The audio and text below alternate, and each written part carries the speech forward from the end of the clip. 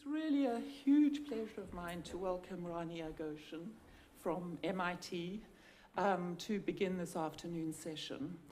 And unfortunately, we will not be joined by Angela Rui as the second member of this conversation. She fell ill and couldn't come, but James Westcott has very kindly stepped into the breach at the last moment. So thank you very much for doing that. I'm going to do what Ed did earlier this morning, introduce both speakers to start so that we can just seamlessly move between their presentations. For those of you who weren't here this morning, the format is Rania does a lengthier presentation on her work, to which James responds with a slightly shorter presentation, and then we open it up to discussion between them and to the floor. So that's the format of the afternoon. And I will keep quite close timekeeping. We have an hour and a half for this session, I think, so we'll stick to that. Okay, Rania is an associate professor of architecture and urbanism at MIT School of Architecture and Planning, and she's a founding partner with Hadi Jazairy of the practice Design Earth. Her work integrates geography and design in a methodology that brings together spatial history, geographic representation, projective design, and material public assemblies. She is co-author of a number of books, including Geographies of Trash, 2 Cosmograms, and most recently, Geo-stories, another architecture for the environment. And Rania, which is where I first got to know her, was a founding editor of the amazing journal New Geographies, which has come out of Harvard since 2009, I think. And she edited the second edition of New Geographies called Landscapes of Energy. Her practice work with Hadi as Design Earth has been exhibited in solo and group exhibitions, including the Venice Architecture Biennale twice, the Seoul Biennale, the Oslo Triennale, and many other galleries and museums. And the practice is recipient of many prizes, including the Architectural League Young Architects Prize and the Architects Newspaper Best of Design Awards in Architectural Representation. So it's really a great pleasure to welcome you here. Thank you very much. Okay.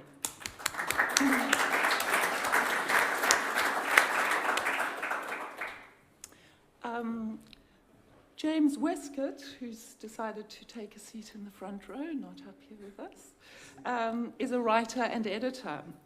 He worked... And a separatist, right.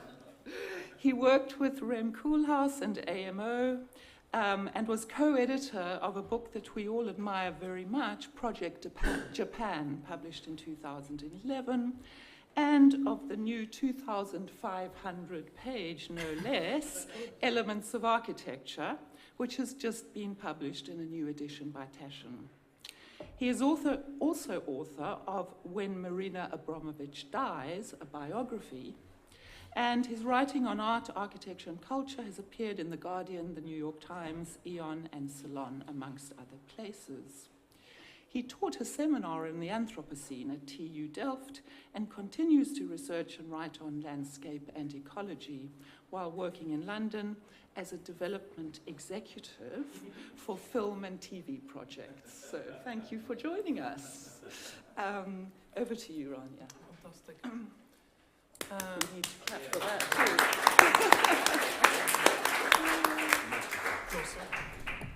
That is good. Yeah. Is this good? All right. So thank you, Lindsay, for the invite. James, for the intellectual generosity. What started as a private conversation can now be shared with people who care about similar issues, and also AA Landscape Urbanism for the hospitality, and Ed Wolf for being the third leg in this tripod. It's a pleasure to be here today. So on my yesterday's time. This afternoon, I'd like to think with you through the agency of the architectural project in shaping a planetary imagination at a moment when Earth systems are presented in crisis. Stories matter for the Earth. The conditions of the current environmental crisis have relied on narratives of industrial modernity, about the world as resource, about nature as external, about progress as an escape from nature's determinations and limits, and about technology as a quasi-autonomous prime mover. In this worldview, the earth is a commodity. In economic discourse, the transformation of the earth differentiates between resources and byproduct environmental causes, such as pollution, public health, the degradation of shared commons, into what we often call externalities. This thing that is compressed in the thin line between the extractive polar landform and the Manhattan skyline, a series of infrastructures that otherwise go unrepresented in the worldview from oil companies and other similar corporations. Environmentalists have brought to our attention that there is not an outside in which the unwanted consequences of our actions can disappear from view, in an epoch with environmental risk and consequences that are felt at a planetary scale. Paradoxically, while such threats are serious, we remain little mobilized, in part maybe because of the poverty of the environmental imagination.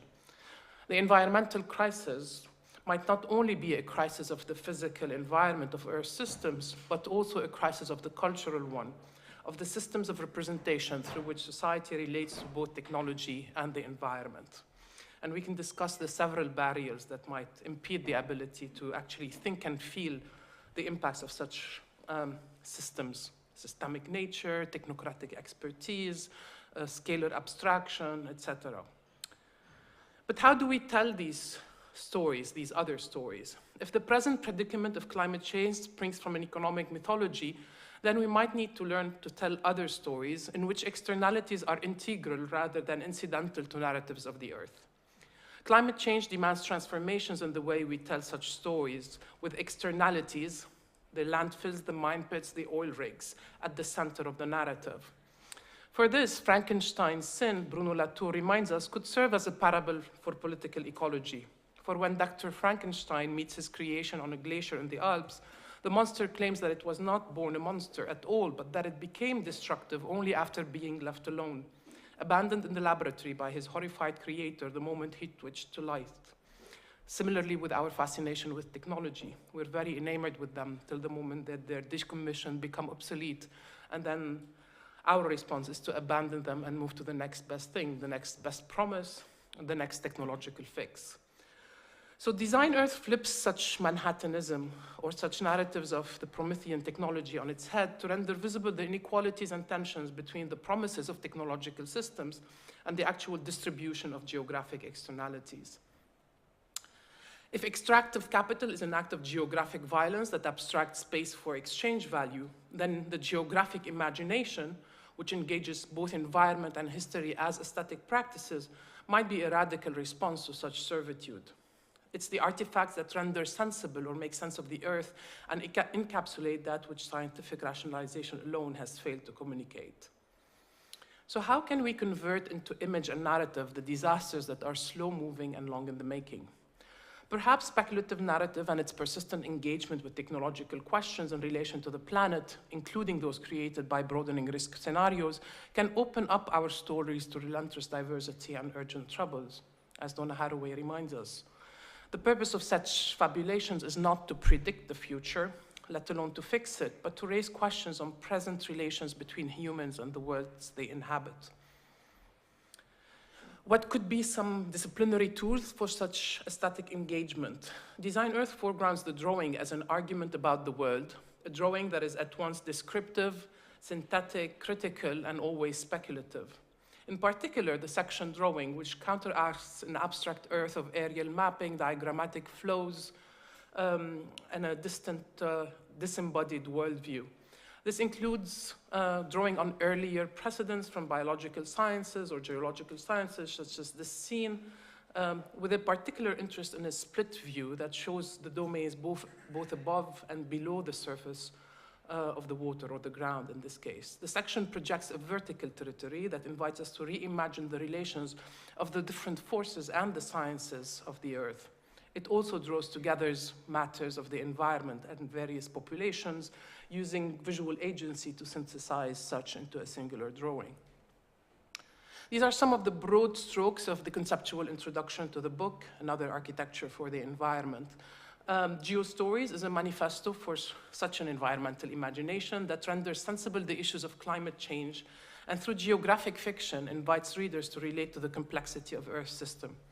The series of 14 architectural projects becomes a medium to synthesize such knowledge on technological externalities, or some of them, such as oil extraction, deep sea mining, ocean acidification, water shortage, air pollution, space debris, and a host of other socio-ecological issues.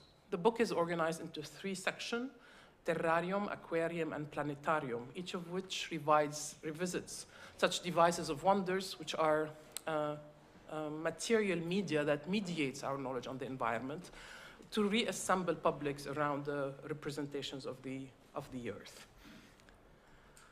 So we propose an approach to design with externalities that draws on the geographic imagination to make legible the territories of technological systems and foreground them as possible elements of design and urbanism. Today, I'll share 3 stories from the 14 in the book. The 3 stories engage what we refer to as the global commons, with all the kind of challenges and limits of that term. But global commons does include the Earth's shared natural resources, spaces such as high oceans, the atmosphere, outer space, and Antarctica, and the history of the kind of the legal text that regulates such environment have an interesting interrelations between them, from oceans to Antarctica and then outer space. The key challenge of the global commons is both a political one. So how do we design for governmental structures in an area of separate nation states? Who gets to regulate for the planet and implement? And both aesthetic, how do we represent this globe? So beyond the extreme geographies of global commons, they serve to bring forth questions of representation, both the political and the aesthetic of representation, of what world wants to assemble, under which values and with what entities she wants to live with. So the first one, the Pacific Aquarium. Among the many early handbooks on aquarium care is Ocean Gardens, which admonishes readers, and I quote, "To appreciate nature, the mind requires a special education, without which the eye and the ear perceive but little of the miracles passing before them." They add, "The wonders of the ocean floor do not reveal themselves to vulgar eyes." Born out of the desire to represent the inaccessible, expansive, and mysterious sea, the aquarium gave a new aesthetic to the idea of evidence, marrying speculation and fantasy with scientific and technological knowledge production to create what is referred to as a submarine chamber of wonders. Humphrey's call to educate the eye is timely, to remember at this moment when humans are altering the ocean environments at unprecedented scales. Oceans are the biggest resource for life on Earth, while being simultaneously a large dumping grounds for many land-based activities, a large anthropogenic carbon sink with issues of acidification and warm-up, etc., etc. We often remain more attentive to the cousin threat of sea level rise as some of the most urgent challenges facing coastal cities, because this is where the urban lives, all while the volume of the ocean often remains outside of such concern. The ocean is a classic example of the global commons. The law of the sea and maritime law, both domestic and international regulations, have governed relations between nations with respect to navigational rights, mineral rights, and jurisdiction over coastal water. However, these bodies do little to protect the deep volume of oceans from industrial activities. So the law of the sea, or the common heritage, as part of the common heritage of humanity, has organized the seabed so that it's what lies beyond the domain of national jurisdiction. Yet, in this particular case, at least, the site of the Clarion-Clipperton Zone in the Pacific Ocean, which is an area approximately the size of Europe that has some of the world's largest deposits of seabed rare earth minerals, it's been over the last, since 2001, what was referred to as the area, which is how the United Nations Conventions of the Law of the Sea refers to the Clarion-Clipperton Zone. Since 2001, 12 exploration licenses for minerals have been granted on the CCZ deep seabed. Paradoxically, or maybe not, at the same time, 9 areas of particular environmental interests that's how they're called, each roughly 400 kilometers by 400 kilometers, were designated where extraction and marine minerals is prohibited, with plans to protect biodiversity, ecosystem functions, and sustainability of resources. Mind you, this is what you see in the dotted line, kind of adjacent to extraction without bothering the ridge of the depth of the valley where the easiest part of extraction can happen. So you're allowed to have your cake and eat it too. And so the conceptual diagram of Pacific Aquarium proposes to consolidate these environmental areas, and rather than placing them adjacent to economic extraction, actually overlaying them so that, each design fiction navigates the conflictual interest of economy and ecology into the same scenario. It's a hypothetical scenario. So it's a grid with 9 modules, each of which embodies these contradictory concerns within the same territory, to reckon with the depth and uncertainties of environmental and technological futures. They depict 3-dimensional sections of the ocean with these split views that I started the presentation with. So I'll share with you a few episodes from the Pacific Aquarium project. One is on the knowledge of its production, the production of its knowledge, because the ocean seabed remains largely unknown, beyond 90% unmapped, unmeasured, and most of the existing mappings are produced by agencies and corporations that hold a prospecting interest in the seabed, no surprise. So the speculation is that these high security and intelligence records are housed in a sequence of vaults deep into the Earth crust. So the icon of secrecy hides in the map. Its roof landform mimics the cartographic resolution of the trigonometric production of the deep sea, kind of a retake on the map-territory relationship, for the territory to hide in the map. The second one reckons with the tensions between the International Seabed Authority, which mandates the conservation of the flora and fauna in the CCZ mining areas. So the ISA, the International Seabed Authority, proposes a project to suspend cables from a grid of superficial floats. So it acts as a terraforming infrastructure that relocates these linear transects of the substrate samples to incubate a benthic ecosystem that will be grafted onto the depleted seabed once mining is completed. The project is called Hanging Gardens, which, similar to its Babylonian namesake, it's contested whether it's a real or a poetic construct. A third drawing is the sharply toothed comb-like suction machines that churn and rip the ocean floor into sediment slurry. So that act of mining produces particularly an unfavorable condition of the seabed. Catchment dome caps such mining activities on the ocean floor to contain a localized sediment plume. Polluted water is separated from the surrounding water, transported into a series of inverted water towers for treatment, and gradually released back into the ocean after purification. So kind of a reversed relationship of architecture, environment, and the large-scale intervention. I won't go into the details of all of the other venues, of all of the other vignettes. We can go back to them for the sake of time. This one is on the cyborg fish colony, which is actually apparently a real project in an MIT lab to produce robotic forms of life that can take on the job of cleaning the environment and actually produce kind of some form of delicacy out of the collected waste. They say it's not very dissimilar to caviar, so there's promise in that. How do we think of ocean acidification and the role of iron concentration of the water in this scheme? Or this one, which is, I think, is interesting because of how it reveals our contradictions with respect to value in ecological system. So where we're concerned that coral reefs, sea turtle, and fish are dying off, the jellyfish are doing pretty well. They're actually blooming. So the Medusa maze is a jellyfish husbandry for an emerging cosmetic industry. It's also a damnatio ad bestias, which is the Anthropocene arena where you can pit the beasts here, gelatinous, not lions, but you can pit them against the plankton and the sea turtles in what becomes a luminescent aquarium. And the last two, one is on the Museum of the Low-Lying Coastal Countries of the small island states, where you sample their landscape once their territories are submerged to kind of ensure them a continued presence and a claim to nationhood. The large landfills in respect to the large presence of plastics in the ocean bed.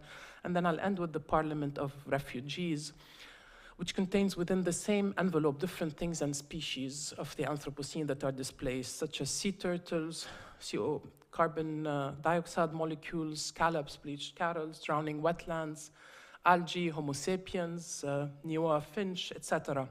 So the Parliament is organized around a hollow pillar that connects it to the center of the Earth through the submerged volcano, and it's an invitation to rethink of the question of governing the ocean, one that lacks a formal representation on who's represented in the Parliament. Again, both a political and an aesthetic representation through which we can think of this immense greenhouse with the species that have very different demands for survival. So the aquarium is interesting in part because it reconciles a cognitive and an affective dissonance between what feels like a minute individual concern and the agency and context of such systemic Earth systems. It also has a few things that we're interested in as a representational project. One, it's a three-dimensional territory, so it's not a map, it's sectional inherently. The vertical element is always present. Also, the aquarium is populated, often with different species. So it encounters the image of the sea as a territory of emptiness, you know, the infamous Lewis Carroll ocean chart, where we just see the coordinates of space. This is a space which is inherently inhabited. It's also always now. So rather than vastly accelerated aesthetics of what the contemporary Anthropocene does, kind of a rapid beats to exponential curves or satellites fly over imageries, these artifacts respond to what what Rob Nixon has referred to as a form of slow violence, with a form of a slow media, because it's immersive, it slows down thought, it grounds you in the immediacy of the present. You're actually looking at one representation, but its staticness in the most is one that invites the viewer to do more of the work in coming up with conclusions and invitations for action. That said, the aquarium is inevitably also there because it's a model of the world that capitalizes on its distance from what we refer to as the real through its transparent yet clearly defined boundary conditions. It's allowed to house monsters, a modern-day Noah, as well as scientists and jellyfish on stage. So it has the uncanny ability to draw on multiple, even competing visual and textual logic, which is, you'll soon discover through the other two projects, maybe is very central to this work. It's a device that disturbs, that straddles, and possibly delights us in new ways of thinking and feeling the scales of the ocean. And we can go back to the significance of enchantment as a political project, particularly for the left. The aquarium holds vividly also a tension between the panorama, the big picture, and the details. It's always a slice of the ocean. It's never the totality, but it tries to embody that relationship of scales from the micro to the macro without necessarily fitting neatly into one another. We'll switch to the second project of oil and ice, which speaks to the intertwined concern of climate change and energy-intensive desalination industries by recovering historical episodes to haul an iceberg from Antarctica to the Arabian Gulf. The project departs from an observation by Saudi Prince Mohammed al-Faisal that an iceberg project is a better enterprise than oil in the mid-70s. So in 1976, probably at the time when the oil prices were low, so we're after the crisis for sure. He was responding to the growth of desalination plants in a dry region with high water demands. It's a large-scale manipulation of environmental processes around which he asked, why simply allow the billions of liters of fresh and pure water that make up icebergs to be diluted in oceans? The Antarctic Treaty and related agreements, collectively called the Antarctic Treaty System, regulate international relations with respect to Antarctica, Earth's only continent without a native human population. The treaty, entering into force in 1961 and currently having 50 signatory nations, set aside Antarctica as a scientific preserve, establishing a freedom of scientific investigation and banning military activity on that continent. Climate change has put Antarctica on the global map as melting ice threatens to raise sea levels. This Dymaxion map, Water Slaves, positions the underworld of Antarctica at the center of the map of the world. The continent, which holds 75% of the Earth's fresh water, is represented in relation to volumes of desalinated water in various regions of the world, noting in particular the large volume is in the Gulf Corporation countries. By 2030, the freshwater shortage in the Gulf is projected to reach crisis levels. So Antarctica annually covers approximately 93% of the world's total iceberg mass. So those that are larger than 12 by 12 miles are detected and tracked by satellite. You might have seen on the NASA website a couple of days ago a perfectly tabular iceberg image. These are the most lucrative, actually, for us to track for many reasons. So icebergs are res nullius. They're legally free for taking without the interference from national or international regulatory bodies. You find it, you can keep it. A large tabular iceberg, which best resists rolling, tipping, and the draw of the circumpolar current, is actually captured and towed to the Arabian Peninsula at a cost considerably less than that of fresh water from desalination plants.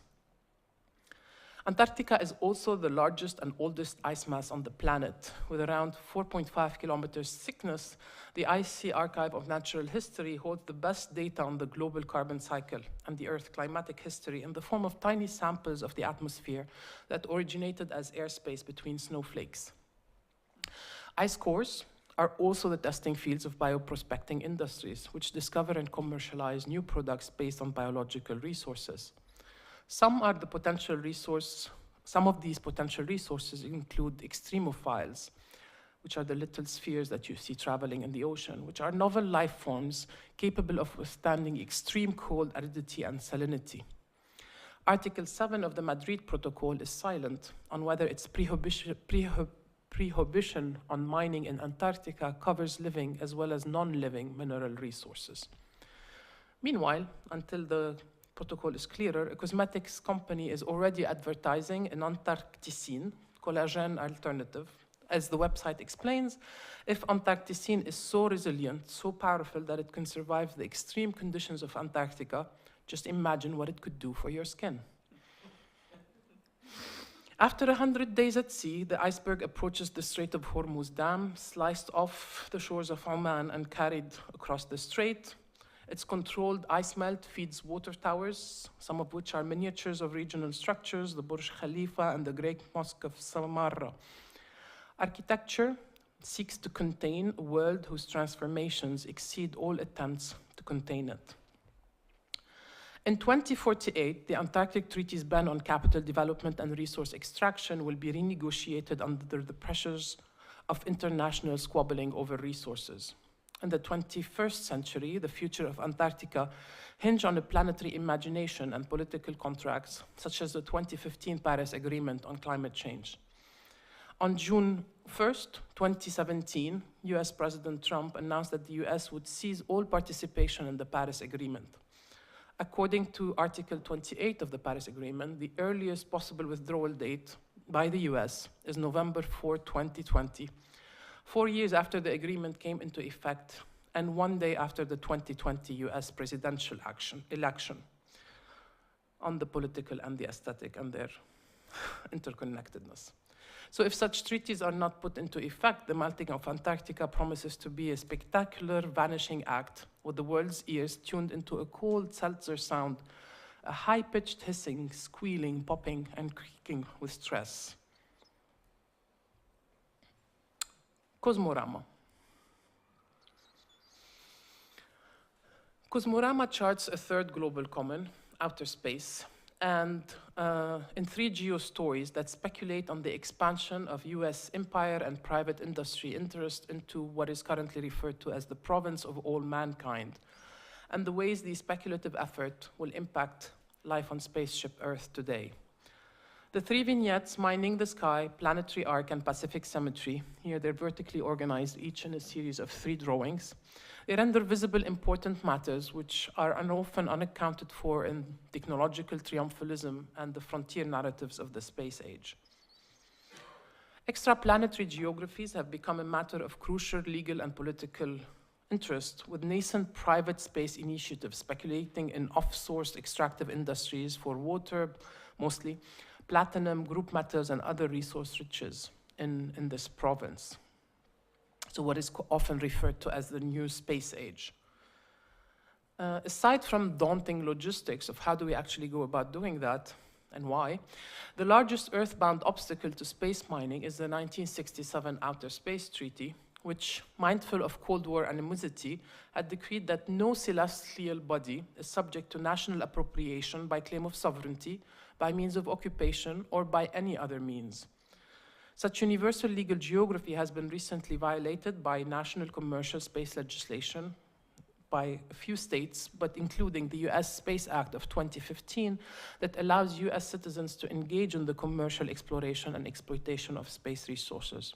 Again, if you find it, it's yours. Such franchising of outer space is expected to drive the nascent space entrepreneurial movement. Companies with names like Planetary Resources plan to extract billions of dollars worth of ore from near-Earth asteroids. And this is where Mining the Sky speculates on the geographies of the 2015 US Space Act. Literally, SPACE is an acronym for Spurring Private Aerospace Competitiveness and Entrepreneurship Act. Sometimes you wonder, like, do they really need to find the extra word to make the acronym work? In this case, that's what the Space Act is. And this is the drawing of the architecture of this new space age, which makes visible the intertwined and conflicting interests between the Oval Office and generally the political sphere, the United Nations and the series of documents, the market space, and the space industry and private investors in relation to representations of science of the cosmos. Should I put it back? Yeah. Okay. I have a minute. Okay. The captured asteroids are despun and towed to a mining depot at the Earth-Moon L1 Lagrange point. It's a position where the combined gravitational pulls from the two celestial objects constitute a stable equilibrium point. So no need for an engine, it just stand there by the gravitational pull between the Earth and the Moon. And you can imagine why this is a compelling point to be in terms of engineering.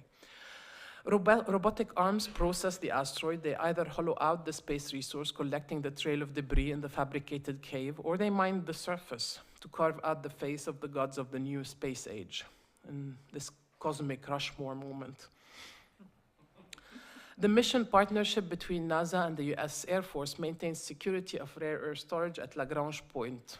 The extraction stations will constitute the first artificial constellation visible to human eye from Earth. The term constellation itself refers to a recognizable pattern of stars whose appearance is associated with mythological characters or creatures, or earthbound animals. The Capitalocene civilization creates as well its own pattern in the sky based on the myth and gods that are important to them. The second in this series is Planetary Arc. Its planet Earth is in the midst of the sixth mass extinction of plants and animals, with as many as 30 to 50% of all species possibly heading toward extinction by mid-century. Such species march into the Empire State for the multi-species arc to embark.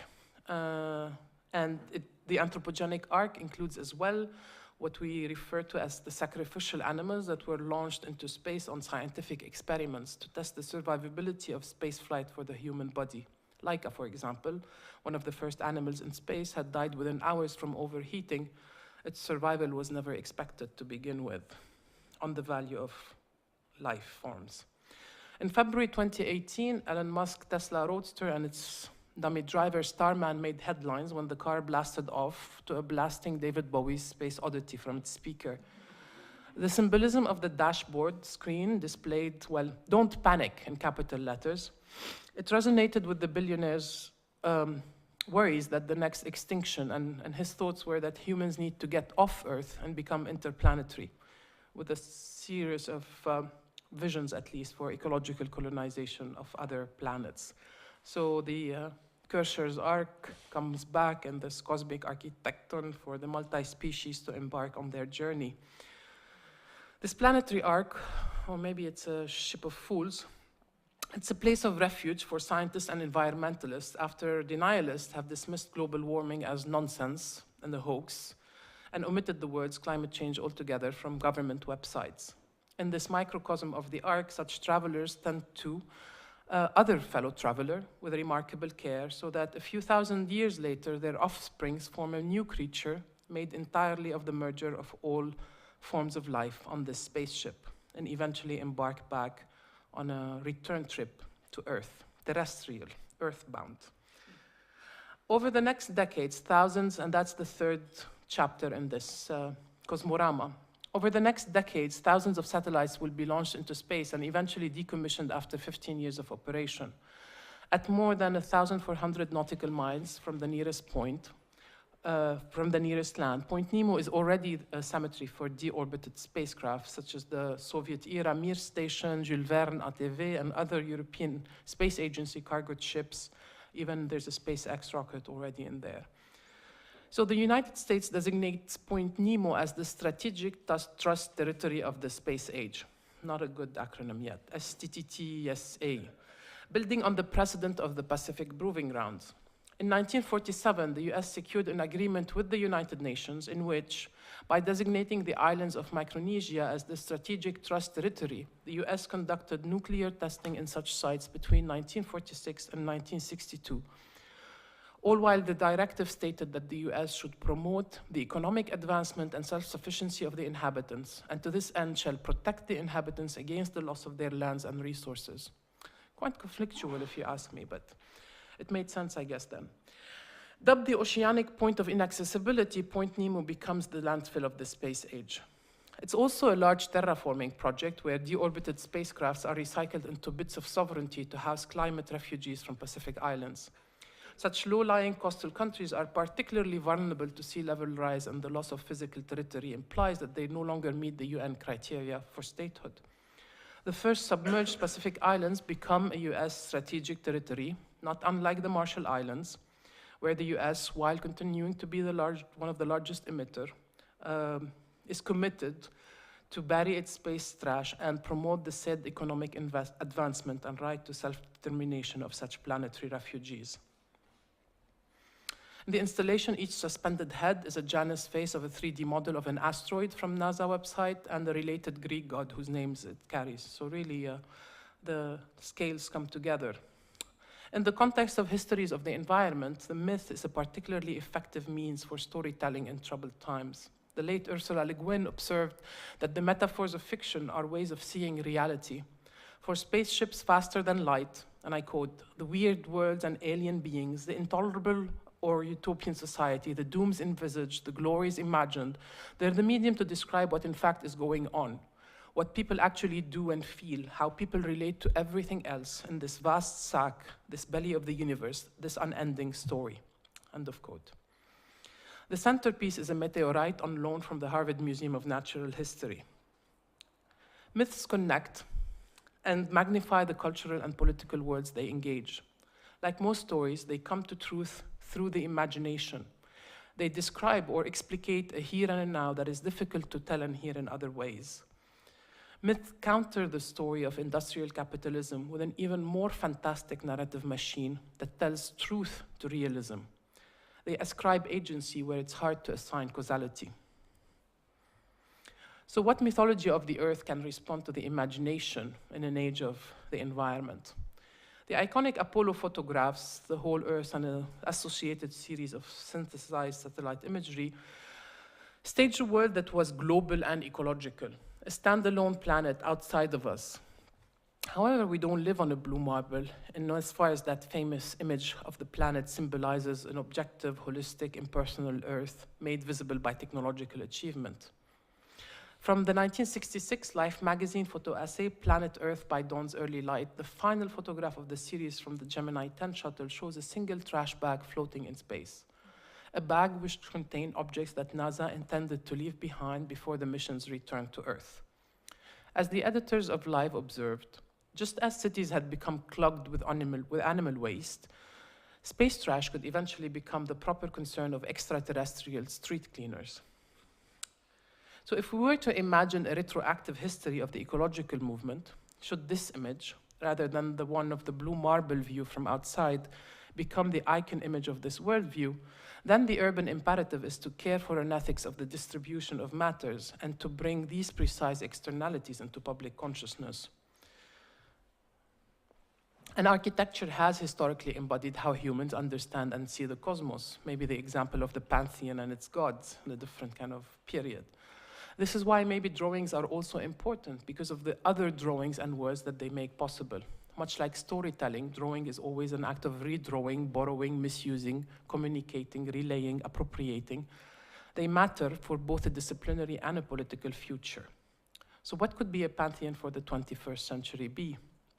This is a provocation we put to ourselves with this project, the Blue Marble Circus, which is a 1/10 miniature of the pantheon. It renders visible the spherical architecture of the cosmos inscribed within. It's actually a 3D construction of an écorché drawing, so the relation of model to drawing is a bit disturbed in this one, but it peels off ribs to reveal and stage a plastic blue marble in an age of extensive environmental transformation, which is itself a camera obscura room. So when you peek inside, you see projections of the environment projected on the within of the sphere, hence the importance of interiority or dissection.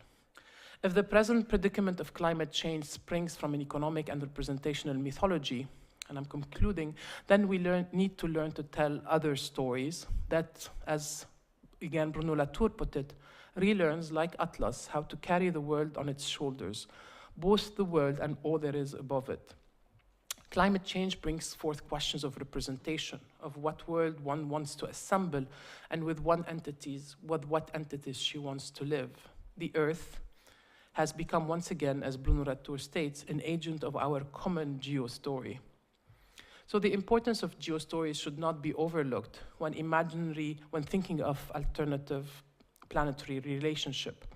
After all, environmentalism is foremost a protest on behalf of values, an engagement with the world beyond the tunnel vision of resourcism.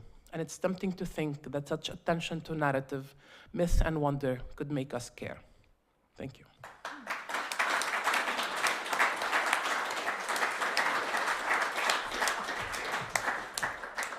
Basically, these one of the first things we learn is that representation is not advocacy, right? And part of the joy of your drawings is that they're fantastical, and you kind of extrapolate processes and systems to absurd degrees. Like,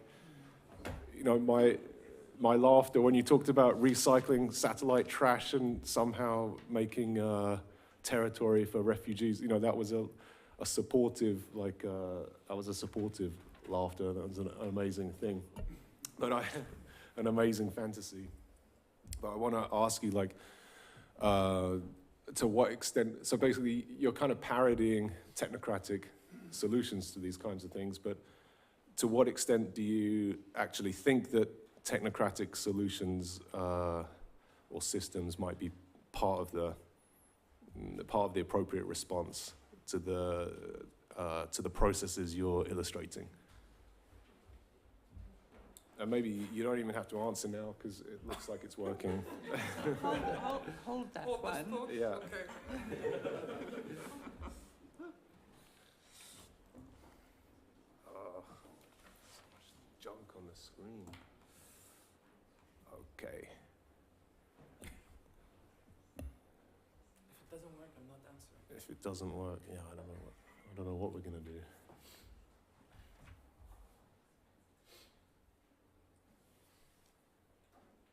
He's thinking.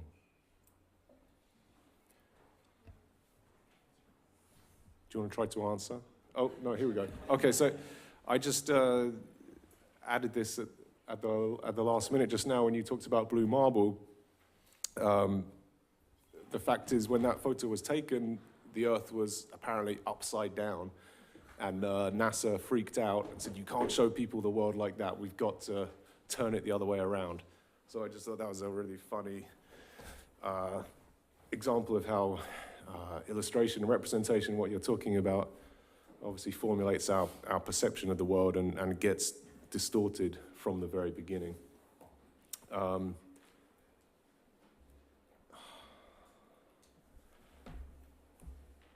Yeah, so I just wanted to start by showing a few maps of the US. They're either newish modes of representation or which make blatant, perhaps otherwise hidden processes. And I'll just pass over them quickly without comment. I just thought they were cool and somehow appropriate for today. So this is all the paved areas of America. This is a land use map of the US, though I think what comes out of it and what comes out today is that we should question the paradigm we're serving through terms like land use, which architects typically wield automatically, like what's the land use, what's the land, as if land is there to be used, as if we can project that onto it. And the amazing thing that this map shows is how luxuriously we treat our cattle and give them 40% of America's landmass to be cultivated on. This is a map that shows how the wilderness can be utilized and perceived as a sort of subway system, and therefore it's there also for human enjoyment and use. And the last map is an accumulation of the dams in America since 1850. It's another map that shows the landscape clogging up with our geographical interventions. But what I really want to respond to in a tentative and kind of honest and open way with Rania is this call for stories, which where she quotes Bruno Latour in the beginning, and where the title of the book derives from. The Earth has become once again an agent of our common geo-story. The problem becomes, for all of us in philosophy, science, or literature, how do we tell such a story? But I want to suggest, or I want to ask, is it really about finding a new story or new ways to tell stories, or is it actually about resisting the temptation to develop new mythologies? And I want to suggest that we have a bit less confidence as we approach that. This is an amazing quote from Merlin Donald. Nothing illustrates the transition from mythic to theoretic culture better than the agonizing process of demythologization, which is still going on thousands of years after it began. The switch from a predominantly narrative mode of thought to a predominantly analytic or theoretical mode apparently requires a wrenching cultural transformation. So I want to talk about storytelling. Obviously, stories can go radically wrong despite the best of intentions. Can we really be sure that if we find a new story that it's going to be the right one and that it's going to be told in the right way, even if it is very encouraging, which these stories are about, showing a stitched together world where externalities become internal.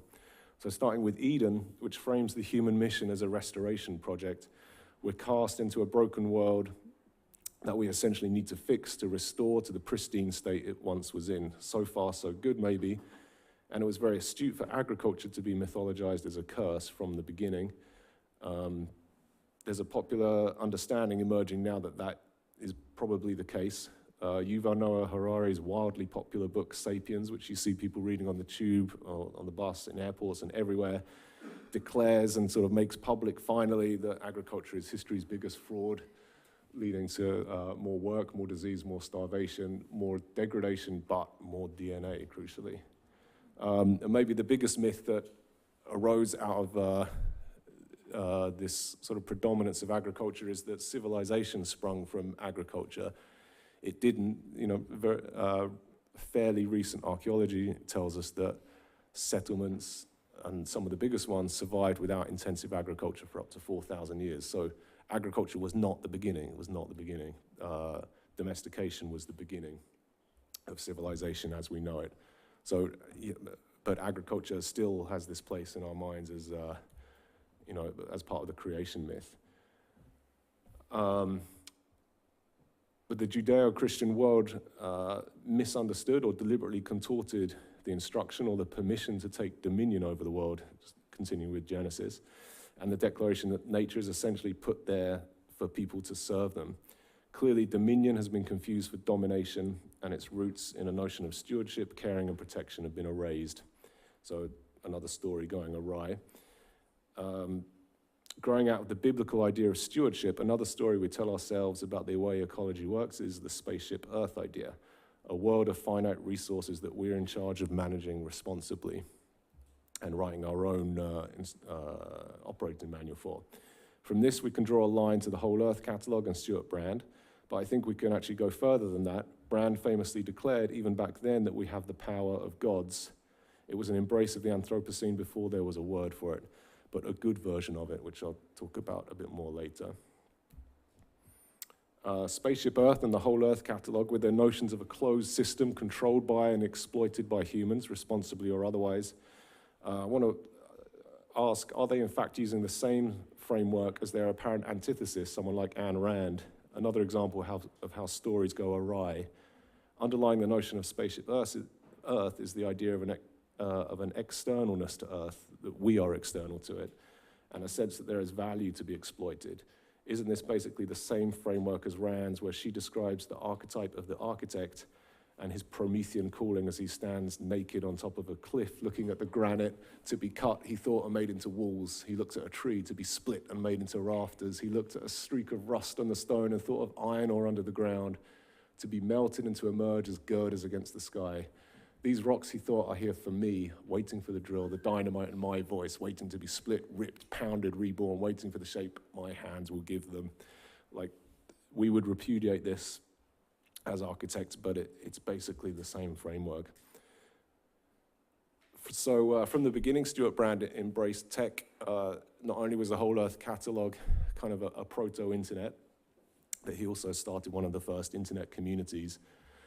But back then it was kind of a bottom-up tech, and now he has a rather critical embrace of top-down tech. So something that began as an emancipatory project, an emancipatory story, actually coincides perfectly now with the dominant culture. And Stuart Brand is a member of the Breakthrough Institute, which embraces a technocratic gospel, the belief that more invention, more technology can solve the ecological crisis. They authored what I think is a very dangerous manifesto, the Eco-Modernist Manifesto, which calls not just for a good Anthropocene, but a great one. The cornerstone of the manifesto is the argument for decoupling nature from the economy, as if that was possible. The eco-moderns believe that human beings are not destructive creatures, and certainly not sinful ones, as some Greens imply, but creative, ingenious, and basically well-meaning. If it is our destiny to inherit Earth, then the arrival of the Anthropocene is the fulfillment of that destiny, they say. Another product of the Breakthrough Institute is this book, Love Your Monsters, which says, the key issue, environmentalists warn that degrading non-human natures will undermine the basis of human civilization, but history has shown the opposite. The degradation of non-human environments has made us rich. The solution to the unintended consequences of modernity is and always has been more modernity. So this is, it's amazing that you can get from Spaceship Earth to there. Their dream is for a world of the techno-sublime where we can exalt in human creations with the same wonder as natural ones. They can inspire the same feelings of awe. What they don't factor in is Jevons paradox, which exposes the myth that greater technological sophistication means more efficiency and a reduction in our footprint.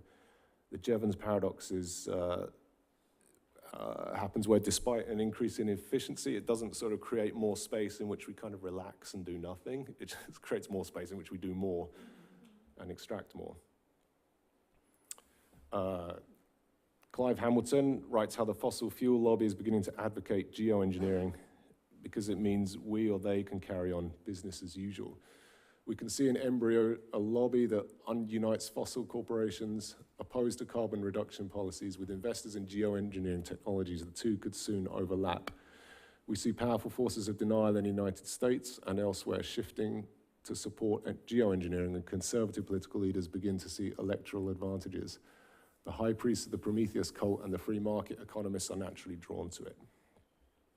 Hamilton analyzes a particular report calling for solar radiation management, where the authors are paid for by ExxonMobil and the American Enterprise Institute. The value of techno fixes is that they can solve a problem that would otherwise require social change. They allow us to carry on business as usual. So, yeah, again, the techno-sublime, the geoengineering solution is kind of part of the same narrative as the extractivist one. So we're in a process of constantly overturning myths, stories, and grand narratives. But now, perhaps because of the reality of the Jevons paradox, we're now in the Anthropocene, or so we tell ourselves. And the story of the Anthropocene can be pitched against another story, that of the Enlightenment, where there's kind of unlimited, there's an unlimited dumping ground for externalities and an unlimited potential for growth. But perhaps it's not that these two visions are in opposition to each other, but it's more like the final confrontation in a movie where the villain meets the hero for the first time and says, "We're not so different, you and I." So the Anthropocene kind of burst into public view in 2011 and was declared very confidently by The Economist and dozens of other publications. But we act as if we're already officially in the Anthropocene. We're not. The process of geostratigraphic designation is appropriately glacial in its speed. It took 176 years between the first positing of the idea of the Holocene and its final scientific acceptance. So the rush to kind of ratify the Anthropocene before it's been properly investigated by geologists is in itself an Anthropocenic kind of impatience and petulance, almost, and another form of arrogance in itself. So we're going to see how the Anthropocene myth, even before it's established scientifically, is kind of pounced upon by other bodies for their own interests. This is the official geological timescale, and you'll notice that the Anthropocene is absent from the top left because it hasn't yet been verified and approved by the IUGS. A new epoch is validated and created by inserting, sometimes literally, a golden spike somewhere in the strata to mark the moment in the rock where things change radically, between where you can really identify two different layers and two different time periods. The Anthropocene's advocates have a huge buffet of evidence that human activity amounts to an almost total domination of the planet, and I'm not kind of denying that. But their problem in terms of formalization on the geological timescale is that the Earth has only just begun to digest this deadly feast through the pedosphere, the outermost layer, and into the lithosphere, the crust beneath it. The challenge is to convince geologists accustomed to digging much further back in time that the evidence accumulating now will be significant, stratigraphically speaking, deep into the future. Geologists are being asked to become prophets. It's clear that the majority of our maximum anthropogenic signatures are coming in the future. There are a lot right now, but many more are probably coming much deeper into the future, and we can't tell how long what we're depositing now is actually going to last. Is it going to be there in millions of years? We can't possibly know. But now there's this sort of like rush, Indiana Jones in the search for the golden spike, not only in geology and archaeology, but almost in every field. Everyone's trying to identify the moment when the Anthropocene started and sort of cast their hat into the ring. I was there in 2014 when the Anthropocene Working Group made its case that the Anthropocene began with the first nuclear bombs just after the war. It was a very subdued event for such an epoch, literally an epoch-making announcement. So they submitted their report in 2016, finally, to the kind of geological governing body, and who knows how long it will be before they ratify it, or otherwise, who knows how long it will be before it makes its way up through this hierarchy. And also, who knows if it's a good thing if it does make it to the top, because it's already been kind of absorbed and digested by popular culture, and now there's this version of a good Anthropocene. It's like, okay, if we can design the Earth inadvertently, then we can also design it deliberately as well. And right, let's get going. Let's do it some more. Let's make a fabulous Anthropocene. So there are lots of people in the grip of human adaptive optimism. Belief in a good Anthropocene means that we can consciously use our power and our innate ingenuity to save the planet. If we can destroy on a global scale, then we can also repair and redesign on a global scale. One of the main texts of the good Anthropocene movement has a pseudo-mystical, or at least a highly poetic spirit. Diane Ackerman has a disturbingly rosy view of how we made the Anthropocene and what it means and how we should be feeling good about ourselves because of it.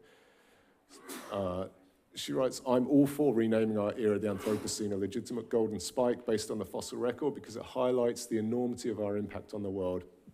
We are dreamsmiths and wonder workers. What a marvel we've become, a species with planet-wide powers and breathtaking gifts.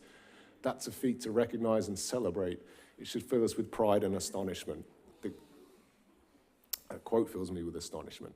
So the Anthropocene story gets rewritten. Something that was supposed to be a dire warning gets turned into a cause for celebration and validation of our powers of design and imagination. The message is, don't worry, we can design our way out of this. So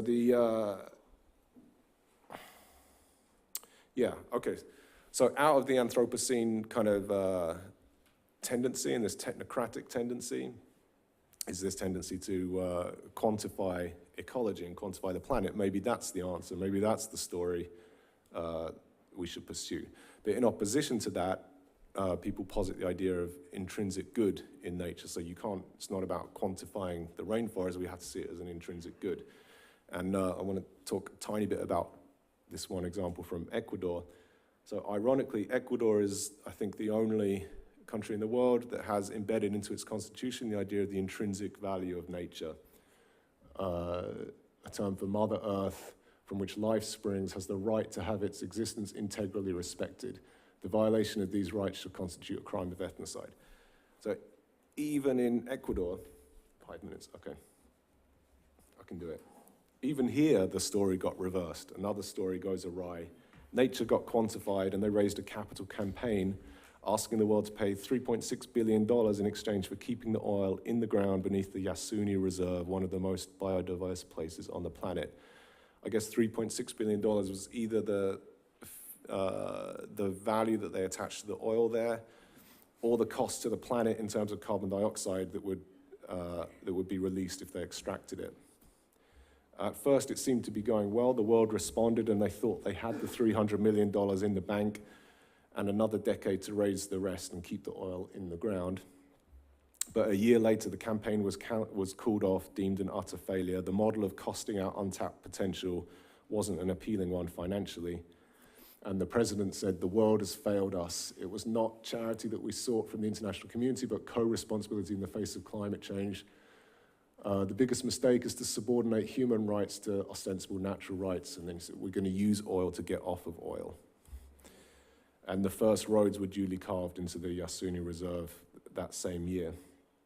So if we think of forests as, in terms of their use value, like if we attach the metaphor, the lungs of the planet, we're actually putting them in service to us, and then we might quantifiably be able to show that, oh, it makes more sense to cut them down, cover them in solar panels, and replant a forest somewhere else. So it's that kind of thinking and that kind of danger that this quantifying tendency leads us to.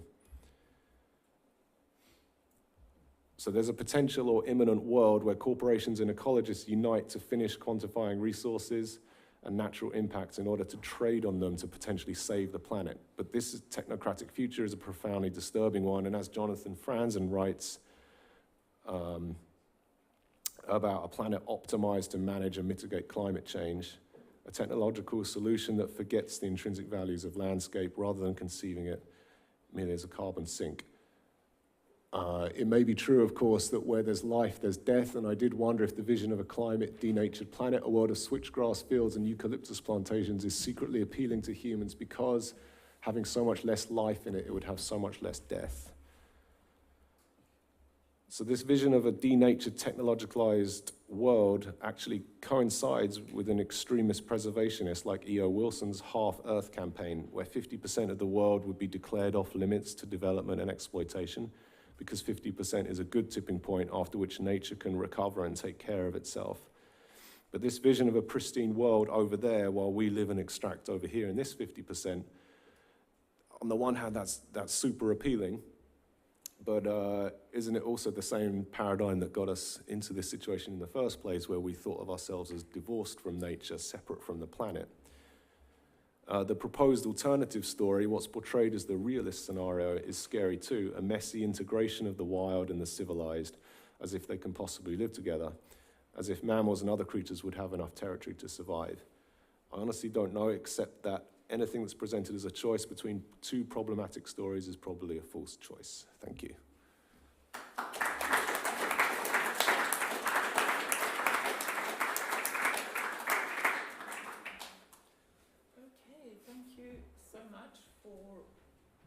For those two challenging presentations.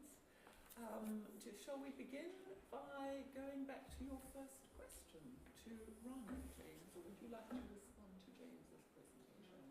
Okay, I think, do you want to phrase that again? Because we've probably forgotten that question at this point. It was an observation that your representation is obviously not advocacy of some of the kind of nightmare scenarios that you extrapolate to absurd degrees. But it was really a question about kind of does design always have a tendency towards a technocratic solution, and how you feel about that, I guess. So as a design critic, to speak of design generally, whether... Yeah. Let me put it another way. Is the very framework of is the starting point of design the right one? By definition, can it only offer technocratic solutions, implying or requiring a form of mastery?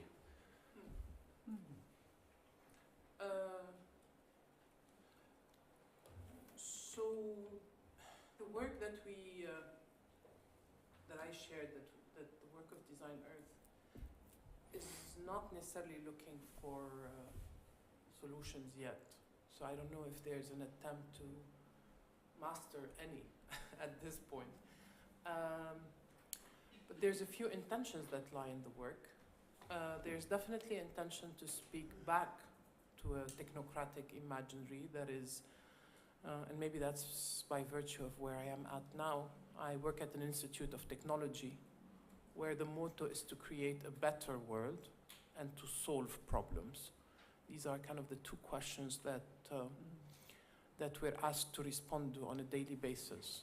How is your work? And it's always situated disciplinary. So yes, I am a designer and I operate within the tools of the discipline. Then the question becomes, better for whom? How do you qualify that qualitative, how do you what's the quality that is required? And then maybe some humbling from the histories of technology, which beyond the catastrophic, I think, of when things go super wrong, Deepwater Horizon, allows us to accept a few things. One, that the history of technology is necessarily embedded in failures. There's no bike unless we had a few experiments in bikes. And there's a history of mainstreaming that is part of that, the electric light bulb, or the electric current being the kind of the epitome of that example. But technology is not story-free. Stories in their different formats, they're ways of relating to a word. They're a claim by a scientist on why their light bulb is better than a light bulb. So I don't think the kind of, in the way that I perceive it, that they're exclusive of each other. What is exclusive is the relation between, I think, the possible and the probable, between one possible narrative of a future and then the probabilistic, calculistic relation that is determined and has a scenario planning as a tool to kind of invite you to imagine a very specific calculated future with options. And I don't think we're in the business of scenario planning either. That's why we start from a story that is, I think, at the heart of industrial capitalism, a fossil fuel advertising campaign. They're part of our everyday world in various formats. They're part of stories that continue to live thousands of years later, whatever we think of them. And they're part of stories that are invented on a daily basis. So I don't know if we have the option to withdraw from representation. I don't think that's a position that is possible, or even one that I would advocate for. Do we need to put on more voices in the world? Well, yes. We're asked to produce. Part of my job is to produce new things in the world. And I'd like the things that I produce to be things I care about, and hopefully things that might resonate with some people when they hear it. So yes, to produce new representation. What tone do they speak? They're looking for a tone. they want a tone that is precise. So all of these stories depart from actual observations, conditions, episodes in the world. And then they weave in a few other references. This is why I think SF is the best ally so far. Not only science fiction, so that inherently embodied tension between these two words, but what Donna Haraway invites us to think about in terms of string figures, speculative fabulation, still looking for the kind of the precise SF. But that methodological openness allows for people to breathe in possibilities, because I think they all depart from a point that they're super tired of critique as a project. Why has critique run out of steam? There's the it's almost the possibility to nurture things that are emerging and allowing them to exist in the world, to exercise caution into what we critique, but inevitably to include a propositional attribute of what other worlds do you want to embody.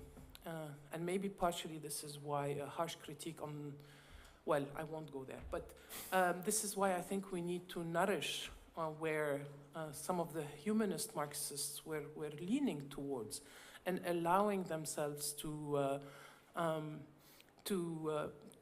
engage a Marxism that was not just a critique of institutions or the Althusserrian model, but and I think there is virtue in allowing tones to coexist, even if that destabilizes some. Even, hopefully there is discontent and friction and that emerges out of these stories. If they all land and we're all kind of not disturbed by the plot line, either their general approach, the specific narratives or plots, then kind of what we're doing is not very useful. Because if they manage to embody such different worldviews and bring them together, and then that people don't respond with some level of reservation, dismissal, friction, then I don't think the work is doing what it wants to do, because it wants to nurture disagreement as part of the question, but a disagreement that can engage a conversation.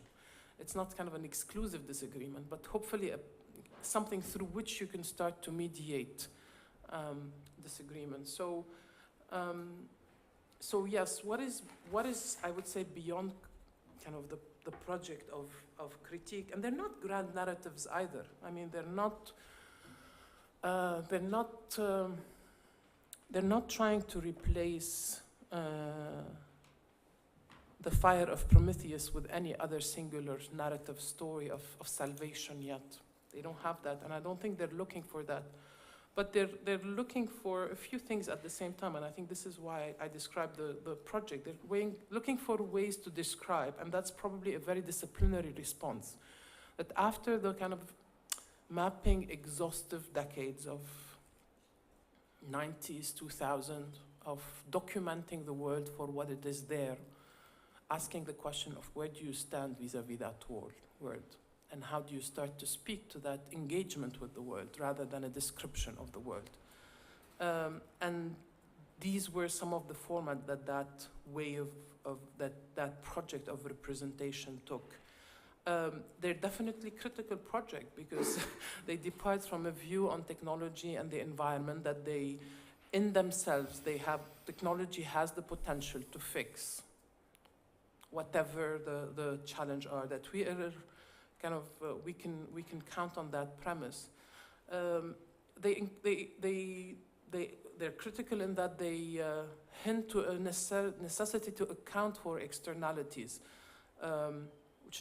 which is maybe not the kind of the elephant of the Little Prince eating the other way around, the snake eating the elephant. It's not that the externalities would become the form of the world, but that now they're economically, they remain unaccounted for.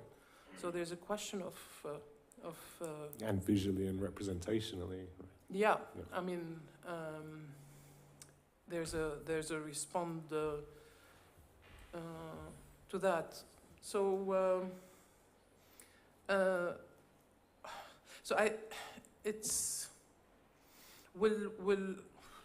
do alternative worlds eventually become part of a mainstream? Yeah, that's probably, I mean, that the dichotomy or the set of binaries between alternative and mainstream, or success and failure.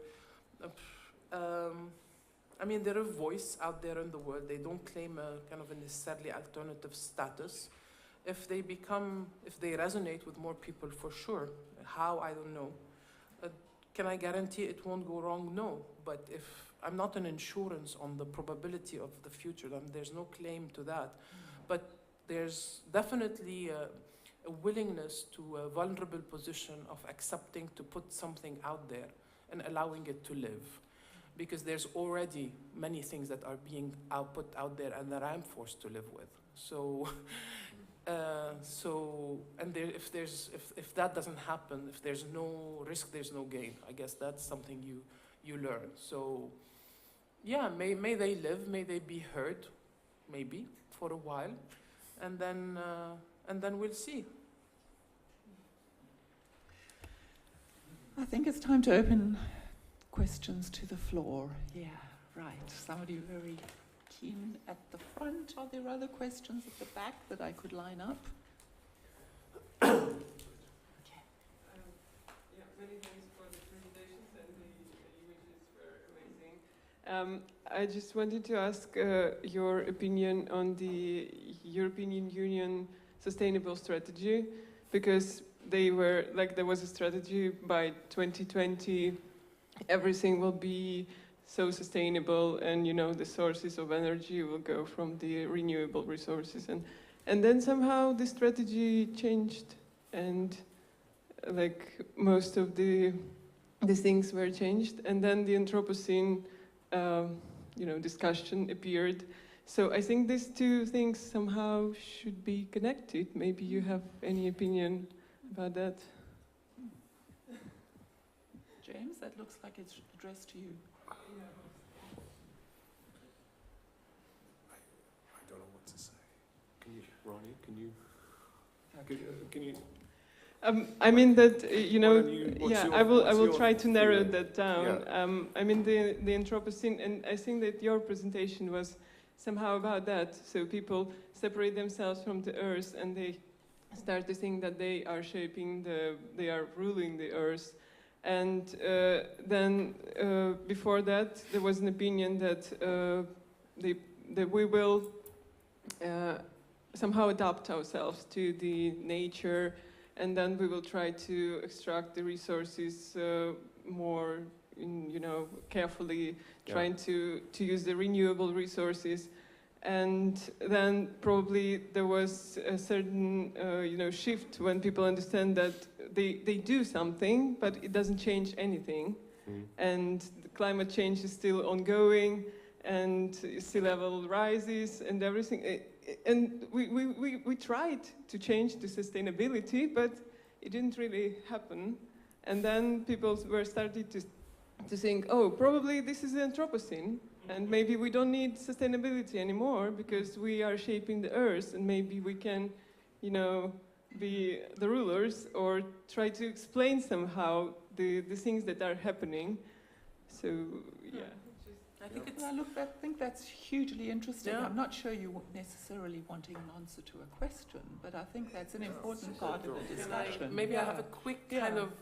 I think it's a great provocation. I think in terms of if we were to write a history of sustainability, what does the big buster of the Anthropocene does? What does it do to a series of, say, national state regulations or regional regulations that we're looking to kind of curtail production? Because I think what you're hinting is that it's taken on such a rigor that we've already embraced it, and we're thinking of adaptation as the paradigm, which kind of legitimizes that we can continue doing what we're doing now and just deal with the consequences, rather than kind of point back to the source emission or the actors, the companies that are industrial capitalism well, let's, extractive industries that are putting up. I mean, it's easy when you see some of the charts of the responsibility in terms of the question. The responsibility lies in there's a clearly identifiable set of companies that are point to, which I think when you start to point to the consumer and then strategies that evoke a level of individual response start to dilute the question somehow. That's not to kind of deny the effectiveness of you know, changes of behavior at an individual level, because it's an aggregate sum also of things. But I think that does not eclipse the role of regulations and environmental regulations that are applied. There was another point, but it will come back later. I think maybe the only encouraging part of the recent IPCC report is that, I don't know if this was part of it or my interpretation, I can't remember, but it seems impossible to deny it for corporations or even governments to make the case now that it's too expensive to deal with climate. Like, in fact, the argument has shifted the other way, like very decisively, that actually this is the only way we continue the economy and grow the economy, is to address it, to mitigate it, to adapt to it, and to kind of launch a bunch of new renewable technologies. So is that like a very kind of exciting, encouraging model, or is that another way of carrying on business as usual? I don't know. I mean, the problem is twofold also. There's the kind of the opportunities that we're present, the kind of a green capitalism version that seems to come back, that there are possibilities to develop, opportunities to develop new technologies, new ways of going around the planet. The Friedman kind of article. Again, let's have our cake and eat it too, but that says we can have the bad ecological condition and we can still adopt growth and kind of an economy. Right. We can have them, we can deal with them both. And I think the challenge becomes when you start to overlay them together and think of the imperative for other worldviews. But also what gets lost in the obsessive focus on climate change is the parallel crisis of habitat degradation and you know, the imminent sixth extinction, and which could also be could be made worse by enacting the sort of technocratic responses to climate change. Good. We have 2 more questions. How much time do we have, Alfredo? Questions, and then do we have how many more minutes? 5? Okay, so we have 2 questions at the front, and I saw a hand at the back as well. Okay. Yeah, go for it. Where's the... I can just speak louder. So yeah, I wanted to share, I was reminded of something. I saw an amazing show this summer on Russian data. So kind of re-qualifying that period in the Russian history from the Dada perspective. And Malevich writes these words. We divide time, this is kind of like a manifesto. So he says, we divide time with a sharp edge and place on the first page a plane in the form of a square.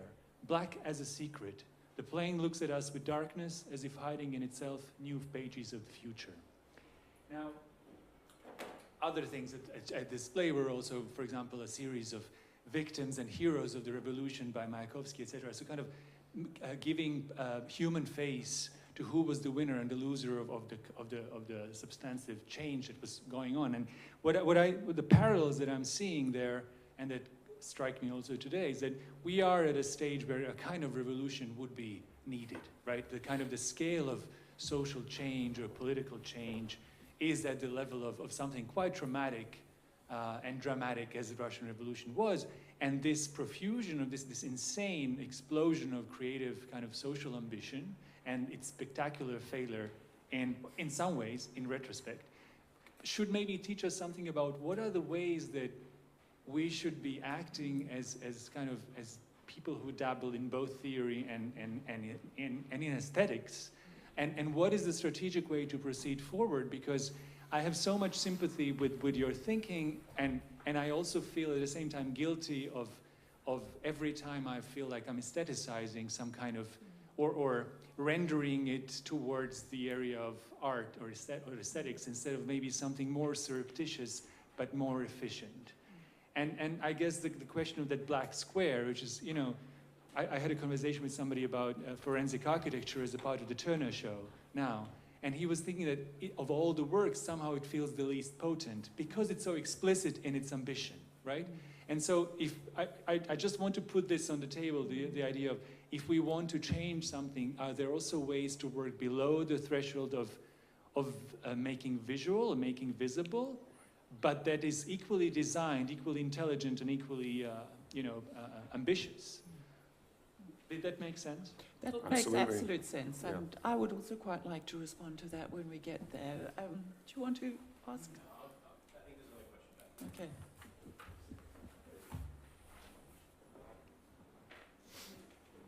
I guess this is a question for James. This morning I was intrigued by the presentations which ranged from the poetic to the provocational. They were all propositional in their own right. And that got me thinking about, well, how do we position ourselves in terms of agency, advocacy, and activism? And I guess that's still mulling over in my mind as we progress through the rest of the afternoon's presentations and discussions. And then James introduced, what's his name, Stuart Brand, Enter Stage Right, and how, you know, from Whole Earth we get to Global Business Network, Peter Schwartz, what's his name? It was Peter Schwartz, wasn't it? Ted Royal Dutch Norhaus and Royal Dutch Shell, Right. and their use and abuse of scenario planning, storytelling, in order to pursue in their own form advocacy, activism, and agency through storytelling. And I guess it's not a clear question yet, but I guess it's a provocation for all of us in terms of how we might reappropriate the tools we have, whether they are representational, whether they are purely aesthetic, or whether they are, I guess, data-based. But what do we do with these to reclaim that ground of agency, activism, and indeed, I guess, advocacy, to make change, not to just talk about it or reveal it? Good, Wow. thank you. I mean, shall we take responses to that, and then we probably have to close, unless you'd like a shot. Okay. I mean, shall we have James? I think Rania. those two questions are very beautiful, and actually they kind of answer each other. Like, you know, I was so amazed and impressed by the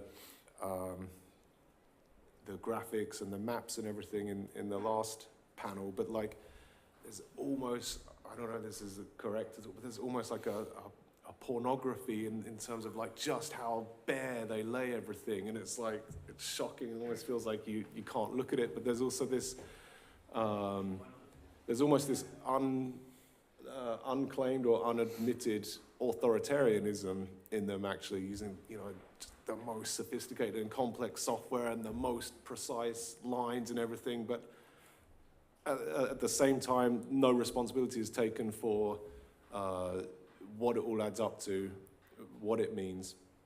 And I'm not necessarily saying that that's what we should be doing, that we should be like more explicit in standing by the implications of these drawings, but actually, like, I more support what Namik was saying, that actually maybe the change happens on a level before the visual and before the representative, because as we know, yeah, stories can only be twisted.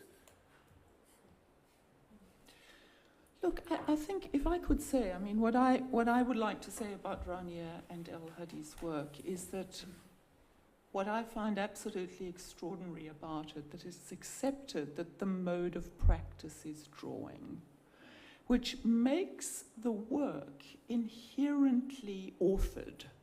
I mean, those are your drawings. I mean, there's a subjectivity about that work which distinguishes it so remarkably from cartography or mapping some of the work that we saw earlier today. And I think that for me, that's what's really transformative about it, is you're putting yourselves there as a very authored, very subjective statement in order to engage in a kind of storytelling mode with the critical issues that you're trying to address.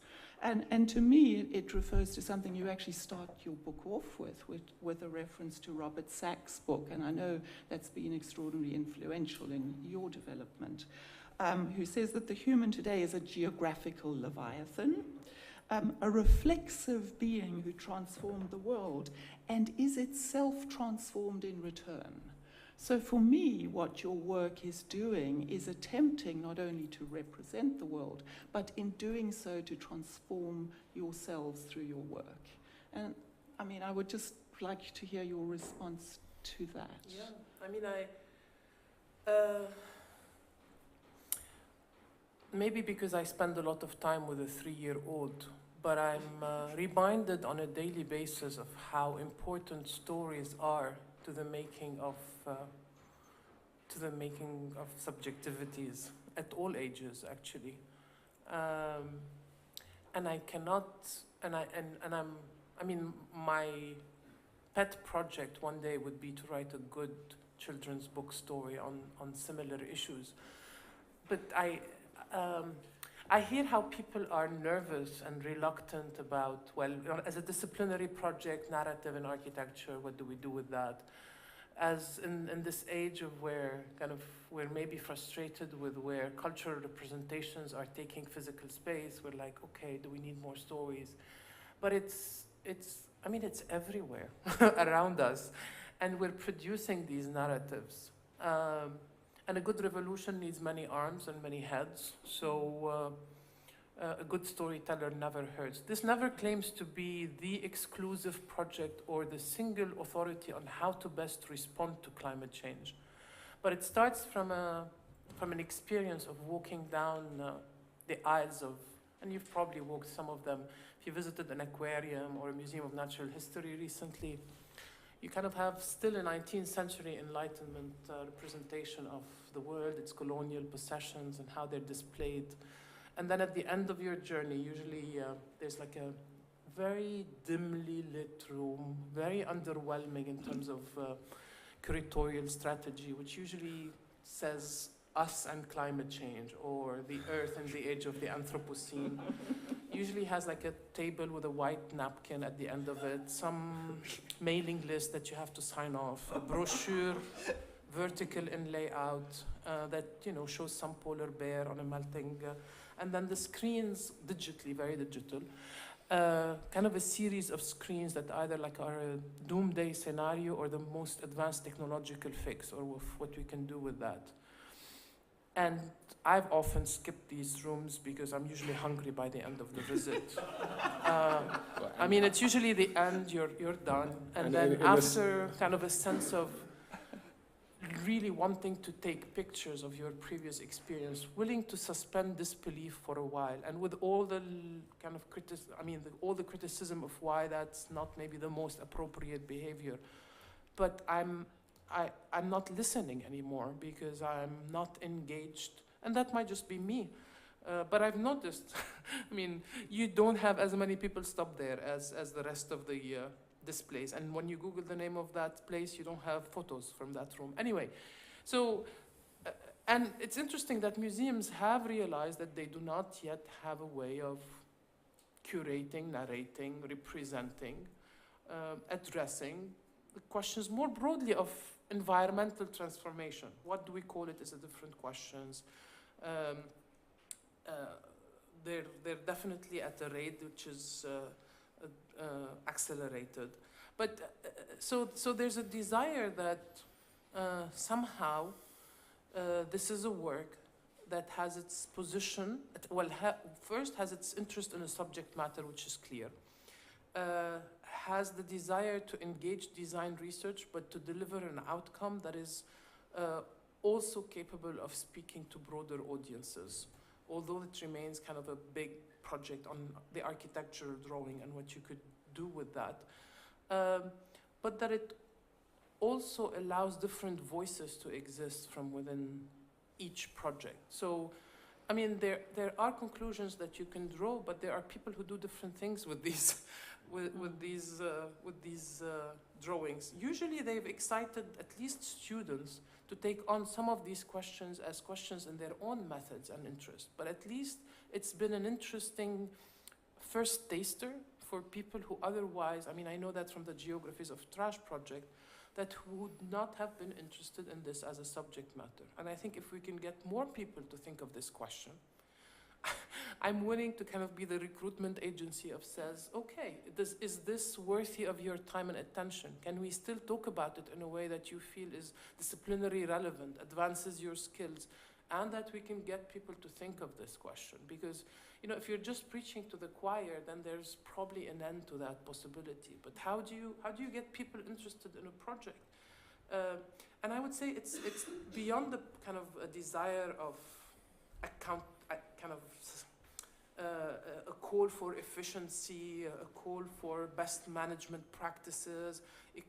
It's also a call for and this is maybe where I should have stopped, but it doesn't matter. This is where I usually end. It's a desire to engage the world in a way that is beyond the materialist quantification of the world, with the realization and the hope that the construction of the world as a series of dollar signs from which we're allowed to just withdraw from that account and just keep it into personal accounts is not helping the cause. So if you can get people enchanted, if there is for the split of a second the possibilities of imagining other contracts, other values, reminding us of earlier projects, which we know some go right, some go wrong, but hey, we can't write a history which is a history of success throughout, and wars have been launched in the name of different reasons. So beyond just the sum of the logging, beyond the tree, beyond the forest of what lives there, what spirits do we invite, and they're welcome to the story, because I think if we're not capable of relating to each other and to the world in a way which is beyond the accumulation of value from singular kind of commodities, then there's not much hope in this conversation. And maybe that's where the revolution comes back. I mean, it's a revolution of values, if anything. It's how do you value the world? I think if I can try to end your thought or your sentence, it's about making externalities internal, but in terms of integrating them into our psyche. And I think that's what your drawings are trying to do, at least for me. And I just wanted to add that the room you were describing in the museum, the typical museum, in the Science Museum here, that room is sponsored by BP. Yeah. And we shall end on that note. Thank you very much.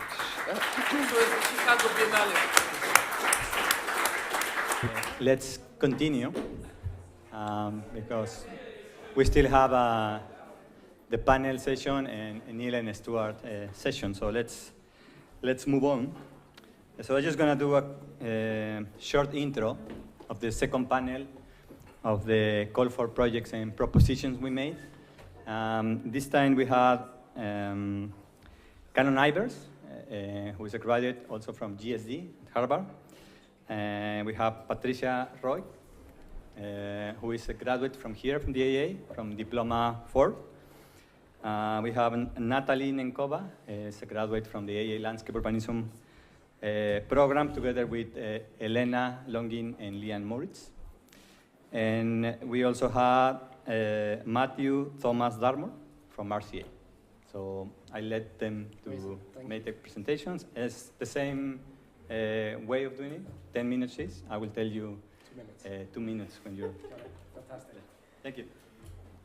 Great. Well, I will jump right in the interest of time. I'd like to talk about food distribution, food production, and ultimately the idea and the concept of food self-reliance through the lens really of the Hawaiian state and their own food reliance, and the idea of obviously what ocean can play in that role.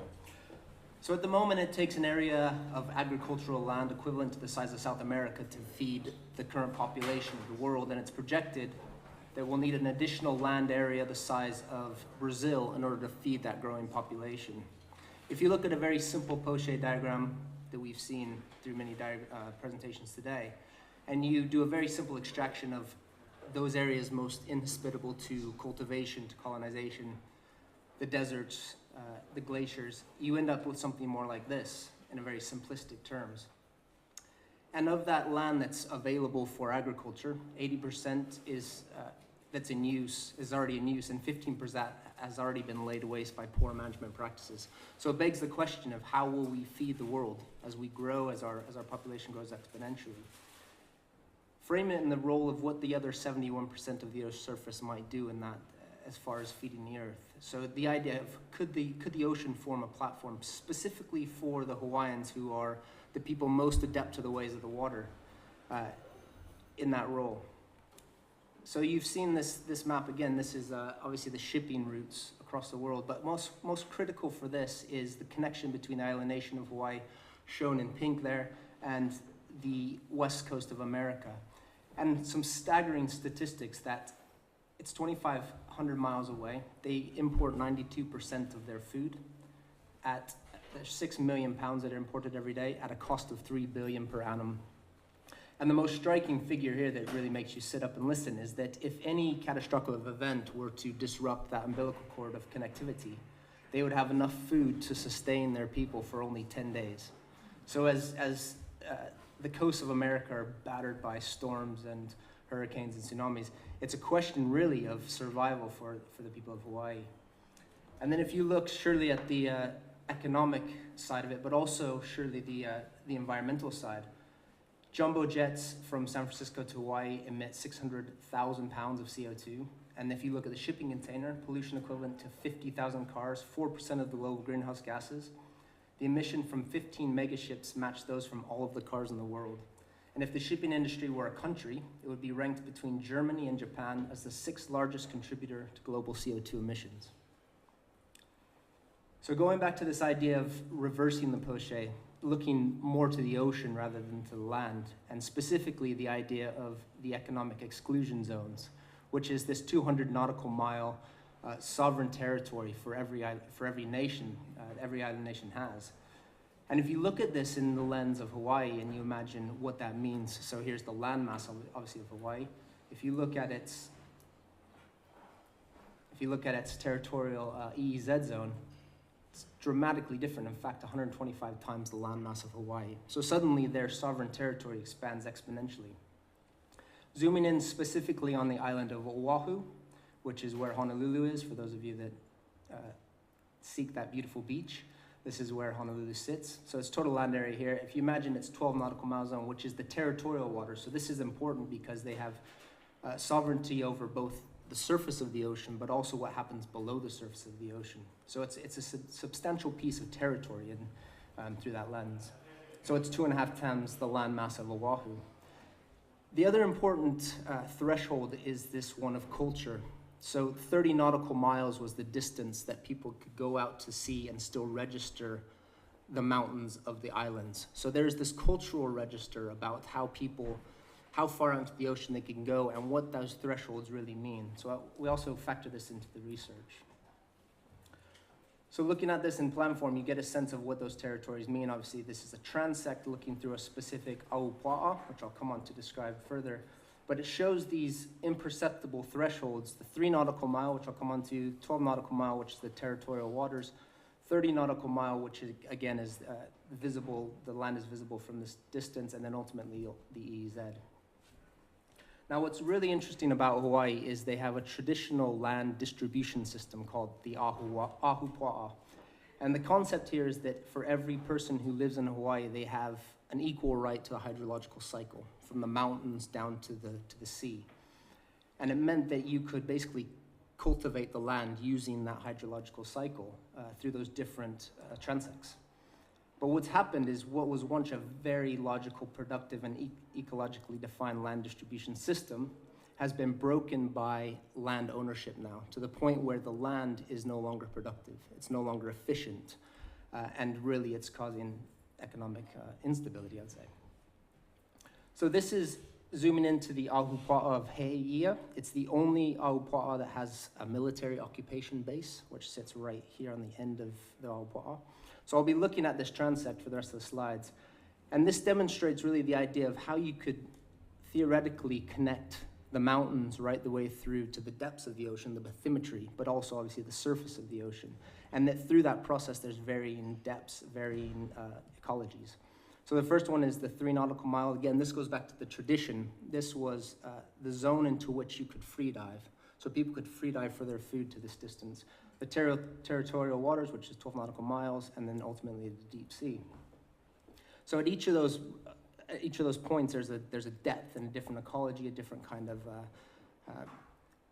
creatures that are obviously occupying the ocean, but also the way in which you can begin to think about how you could extract and use the depth of the water, but also the bottom of the ocean. And what's interesting, I think, really for this is the idea of temperature and how we don't necessarily utilize the temperature change both subsurface but also altitudinally, which this slide demonstrates.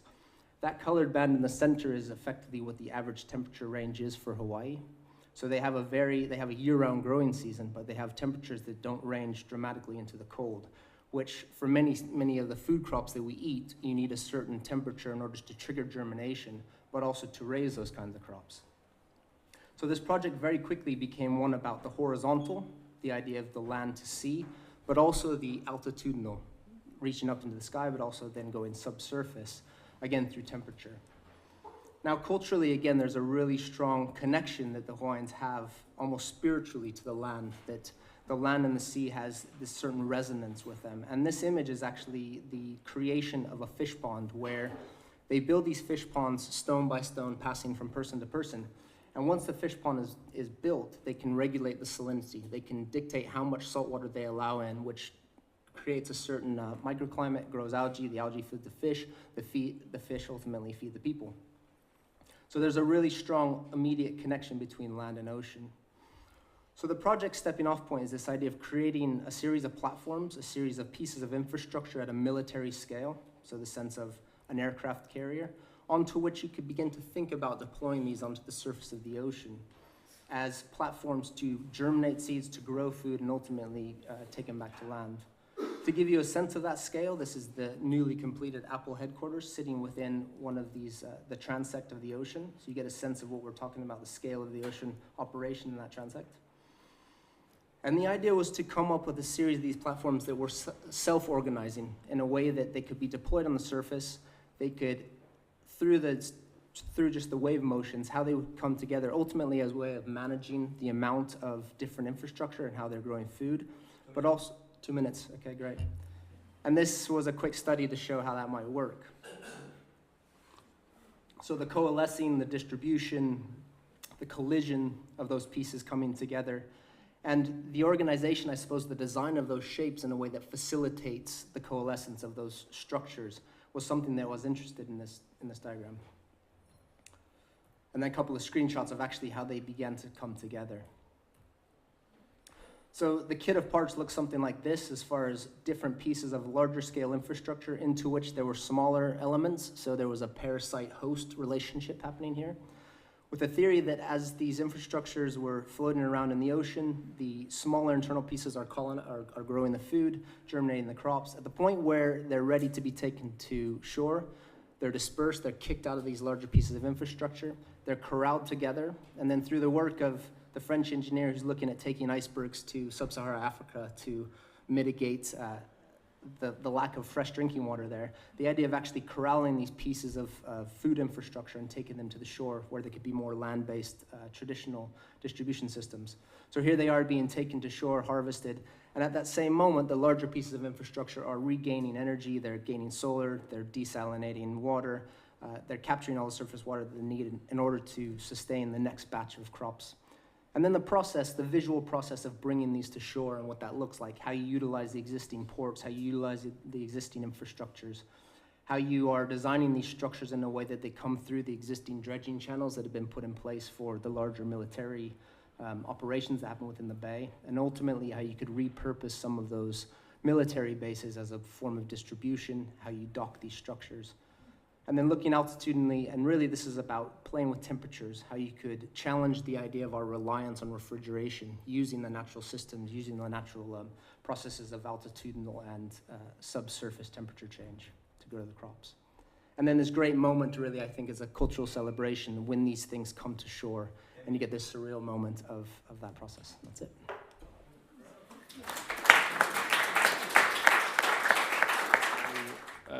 For our talk, we wanted to, rather than try and describe a particular project, describe our interpretation of a methodology.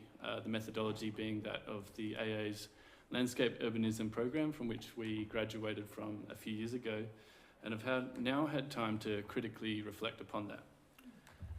In the AA Landscape Urbanism program, the current research methodology is pursuing what they call a territorial practice. But what we would like to call here a map maker approach, how to become a map maker architect if you were to follow a series of these steps. So a territorial project looks at a broader geographical scale, a scale which requires the use of a map, and not only the use of a map, but the entire framing of a project through the construction of maps of different types and scales. So we're going to present here some drawings from the course, mostly of our own, but also from some other students.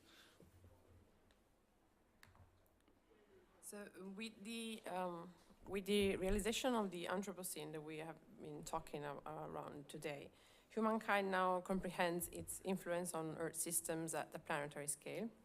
This realization demands of us, a designer, to think how we might begin to influence these systems.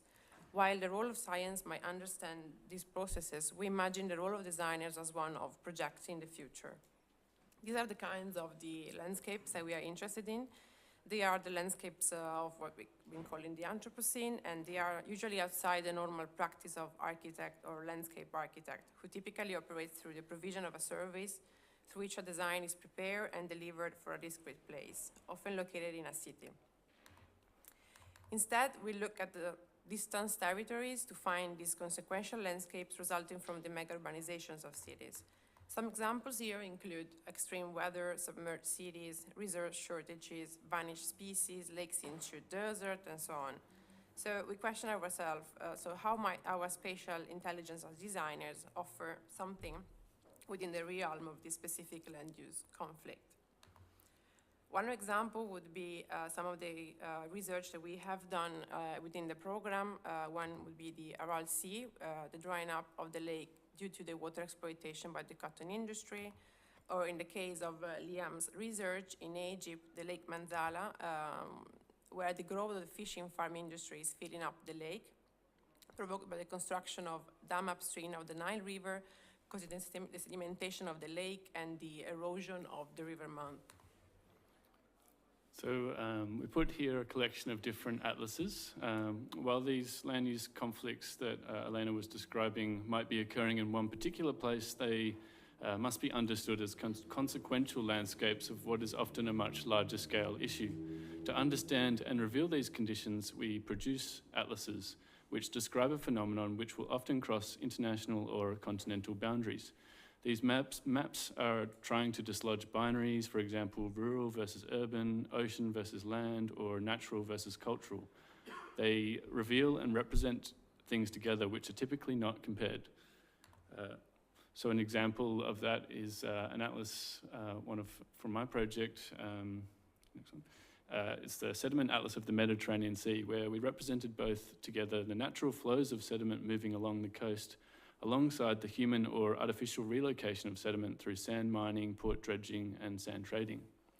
Or in the case of the Aral Sea, where the atlas tried to showcase the spread of sediments around the globe as a consequence of the desertification of the entire Aral Sea. So in order to understand these conditions, we are required to think ecologically, which is a very difficult task, and in that it demands of us a kind of imagination whereby we reveal things which are usually invisible. So flows of matter processed occurring through time, vast amounts of information or data which must be spatially or geographically located in order to be understood. Simultaneously, we like to recover an earlier tradition of map making, one where both the symbolic is as important as the geographically precise. So map throughout history were powerful documents and tools for those who possessed them, both revealing and later shaping the territories which they depicted. They are not objective or factual representations, but highly crafted and manipulated to suit a particular agenda. So we also recognize that when we operate, when we do our maps, we also have an agenda. So one particular map that was of interest to me for my project was these portolan charts of the Mediterranean Sea. These charts were used by sailors to navigate across vast waters, facilitating maritime trade between different regions. They are pragmatic maps concerned with the challenge of ocean navigation, and they were amazingly very geographically accurate for the time period. They depicted ports dashed along an imagined coastline with rum lines as vectors of movement between them. While they were very pragmatic and functional, they were also highly symbolic. Multi-directional, without a correct page orientation, geographically borderless, and with unique depictions of different settlements. So we then gradually, the map maker, let's say architect, will begin to move from a position of understanding and revealing towards a position of projecting and envisioning, imagining the future. Interestingly, in these landscape urbanism map examples, they are describing a future condition. They still maintain, otherwise, the graphic language and representation techniques of a map. They are geographically precise, but also highly symbolic and representational. They are not photorealistic, they don't render a place, they are not a fixed master plan, but instead they try to suggest a scenario, a strategy, a vision which is considered through time. So in the case of my project, we moving from the scale of the Mediterranean Sea down to a specific site off the coast of Egypt. In this drawing, we depicted a particular scenario where an existing coastal spit could be hijacked by the local fish farming industry. We speculated how those fishers might form social alliances, cooperating to build new structures which would control the growth of the moving sediment around them. These projective maps display a scenario through time, which is understood and developed through the act of digital simulations. We are interested in making use of softwares produced within other disciplines, where a script is written to try to simulate a natural process.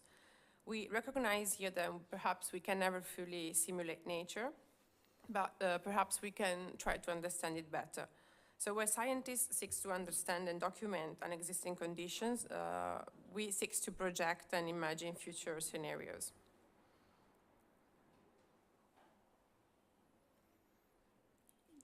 It's stuck. So for example, in my project, we took a script built in this case by a geomorphologist, and we began to experiment with it. The scientific objectivity is abandoned in favor of a playfulness and desire to intervene with the process, to see what might come out of that. Here you can see some very initial tests we did with this very basic, very crude tool, the coastal evolution model, it's called, which interestingly had rarely been used to imagine what might happen with the addition of some kind of intervention. So all of these studies, these maps and these simulations, the result is not the design, but instead it seems to be more and more focused on the developing of the creation of a tool. This could be in the form of an online map, an interface, or a policy. This tool begins then to look for ways to share knowledge and to take information into a larger collaborative sphere. So collecting further information and forming alliances between groups which were previously unrelated, perhaps. So the project is never fully finished, but the tool provides a starting point for a further research. It gets, every time it gets to this. So a particularly strong example of a tool is Fish Match, an app designed by students Raul Bielsa and Camila Osejo.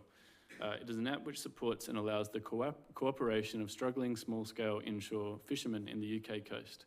It facilitates the forming of a new marketplace for them to sell fish, trade fishing quotas, and suggest new fishing locations which have more suitable weather conditions and an abundance of fish. So finally, just to conclude, who would be the client for these kinds of projects? We imagine these territorial projects as a form of unsolicited architecture, the project that comes before what would be a much bigger collaborative project. Through this map maker process we have illustrated here, we arrive at a tool or a policy which could be passed on to these kinds of institutions which might make use of that. In the case of Fish Match app for the UK coast, we've put together here a small collection of different groups that might make use of that tool. So they include fish suppliers, economic think tanks, coastal managers, and geomorphologists. So the question becomes for us, how do we go from an unsolicited architecture to the reality of a design practice which can actually work on a territorial project? Most likely the answer to that question is we need to better engage and collaborate with these kinds of groups to consider landscapes and territories never as a fixed scene, but an ongoing operative landscape, an ongoing collaborative project between different groups. Thank you. So the Hazel Mitigation Bank in Green Bay, California, was established to offset the destruction of California tiger salamander habitat. Vernal pools, swales, and other seasonal wetland habitats were created or enhanced on 100 acres of overused, degraded agricultural land. Since its completion in 2006, credits sold from the Hazel Mitigation Bank have been used to build projects as diverse as the Sonoma apartment complex, the Baldocci wine tasting room, the repair of a cut slope ditch, and the airport approach zone at the Charles M. Schultz Airport. Similarly, the Horn Avenue Mitigation Bank covers 32 acres of former agricultural land directly north of an extensive suburban development, marking the city boundary between Santa Rosa and Rohnert Park, California. Since 2008, its presence has ensured planning permission for the Graton Rancheria Casino and Hotel, the Sonoma Gardens, and the Cooley Ranch Vineyard, dispersed across the country. So thanks to an update in environmental protection legislation, newly financialized ecosystems such as the Hazel and Horn Avenue mitigation banks are being fabricated to offset ecological damage to wetlands and critical habitats. Since 1989 and the enactment by President George Bush Sr. of the no net loss policy, wetland acreage must not decrease but be maintained or increase across the nation in perpetuity, which is to say an acre of lost wetland here is acceptable so long as an acre of lost wetland elsewhere has been created or restored, with complex credit systems in place between the exchange. And these banks are entangled within a greater accumulation regime that is redirecting real ecological and economic conflicts into so-called economies of repair. And a 2015 peer-reviewed study of the growing restoration economy puts the industry in the United States at $15 billion, supporting 95,000 jobs. Farmers are finding it easier to turn their farmlands into frog habitats than continue farming. Golf courses are being closed, fenced up, and turned into shrimp sanctuaries. And conservation parks are closing their wetlands, their waters to recreational hunting, all in the name of big economic returns. So, I don't know how well you can see that. Market demand for mitigation credits, of course, reflects the geographic concentration of endangered species, which is a designation process that occurs within all too human political and socioeconomic value judgments. The state of California boasts the highest numbers of endangered and therefore banked species in the world, thanks in part to its history of wildlife conservation, its enthusiasm toward the green economy, and its general commitment to financial speculation. So in this map, critical habitats of various endangered species are seen throughout the San Francisco Bay Area, alongside various mitigation banks and their service areas, which are effectively their markets or extended arenas of trade. And the way it works is that land development companies create ecological surplus by building, enhancing, restoring, or preserving wetlands in cheap, disused agricultural areas in anticipation of ecologically destructive development in dense urban areas. The mitigation banks can then sell federally recognized credits to property developers, which regulatory bodies deem adequate compensation for their destructive development. So because land developers and property developers aren't even interested in the same kinds of land, they can work together to basically create miniature land rushes and value. So to illustrate how market complexity can arise when brought into contact with wetlands, there are two mitigation schemes currently permitted by the federal government. Section 404 of the Clean Water Act is the policy instrument that sets up the crediting scheme for wetland mitigation banking, which trades on the basis of hydrological morphology. And these banks are approved and regulated by the United States Army Corps of Engineers and the Environmental Protection Agency. And the second one is biodiversity conservation banking, which works in the same way, only with the critical habitats of endangered species. which have been designated by the United States Fish and Wildlife Service and the National Oceanic and Atmospheric Administration. And these two schemes overlap in interesting ways. So here I've identified a cluster of banks outside of Santa Rosa, California. And if we zoom in to these 15 or so banks that have emerged in the last decade, we can begin to see how mitigation banking is systematically relocating ecosystems from dense urban areas where property values are high to cheap peripheral areas where property values are low, and arguably the wetlands have very little social value. If we go in even further, we can begin to see the predominant features of a bank, which are these things called vernal pools, which transform over the course of the year.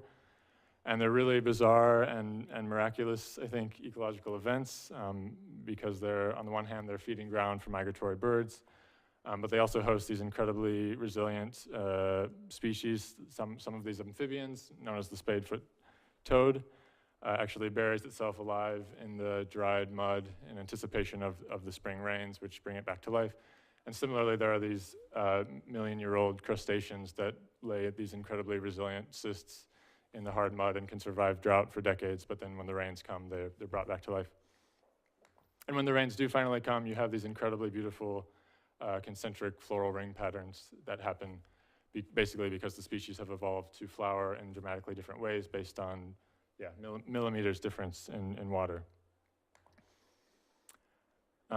Perhaps, though, what separates mitigation banking from more traditional forms of financialization is a particular kind of ecological sovereignty that banking deploys, which enlists a number of endangered species in the name of their functions and services toward humanity.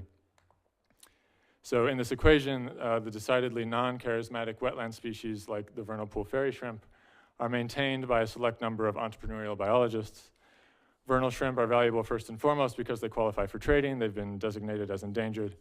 But secondly, because they keep vernal pools tidy and clean, a process for which there are very clear metrics, such as pH levels and turbidity. So once exposed to market operations, endangered species like the vernal pool fairy shrimp can't necessarily thrive, because to do so would sacrifice their protection, and to be few is to increase in value in this case. So the artist collective cooking sections summarize this paradox by asking, is it better for species to be listed as threatened in order to secure protection, or to avoid the label of endangered so they cannot be instrumentalized by banks that annihilate their relatives elsewhere? And you can sort of imagine how this might play out, especially against the backdrop of the American suburbs. So it's not really difficult to imagine an overdeveloped rural area surrounded by a large privately owned biodiversity bank, maybe formerly known as the Country. This bank houses the 10 species deemed valuable for ecosystem services to humanity. The species and their habitats are legally maintained in perpetuity, therefore they must perform as themselves forever. Species that begin to hybridize are excommunicated, while a healthy level of pre-financialized biodiversity was destroyed long ago in the relocation process. And land bankers and property developers are constructing a massive financial bubble, but there is no clean air or filtered water left to pay off the inevitable crash. It has all been consolidated and reduced into one tract of wetland. So just for the last few minutes, and maybe I'm okay on time, but I'll just share a project I've been developing at the Royal College of Art for the last year called the Vernal Estate. And the Vernal Estate is a post-natural wetland condominium in Santa Rosa, California, home to the endangered tiger salamander, fairy shrimp, and Sonomus sunshine. The estate attempts to decommodify a wetland mitigation bank by rewilding it with homes for humans. As an on-site offset strategy, humans live within environments previously created, maintained, and banked as an elsewhere to legitimize traditional development. By recoupling humans with wetland ecosystems, an alternative property development strategy creates friction in an otherwise frictionless paper-only financial instrument. Okay. So at a landscape scale, these pools transform from dry to wet months of the year. I should have enlisted in the landscape urbanism program to properly simulate this. Most of the human dwelling happens in an expanded occupation of the site while the pools are dry and contracted. And then when the pools are flooded, the site is unified by the grasses and species of the vernal events. And for these few weeks of the year, human circulation happens around the pools themselves, which help them keep their shape. So the composition of the vernal estate takes cues from the pools from which they are named, providing a concentric nesting of climates that humans and non-humans can take advantage of. In each human home, a variety of enclosures provide different amount of light, insulation, and privacy. These enclosures, be they walls, steel cables, nets, or hydrating elements, can all be suspended or propped upright against a tensegrity structure, which tries to co-opt the rural irrigation machinery found in this part of the world. So just to conclude, wetland mitigation and biodiversity banks are actively relocating wetlands with logics that mimic those of the global financial crisis. How can architecture participate in the financialization of nature and more broadly in environmental transactions? How can thinking with forests, to borrow from Eduardo Cohn's work on biosemiotics, or thinking with vernal pools or salamanders or other non-humans, open up architecture to consider the existential motives and not just the functions of non-human life? If we can think this way, then I believe we'll discover many architectures are always already present and sort of an expanded open gathering of creatures that question all these traditional rights of property. So that's it.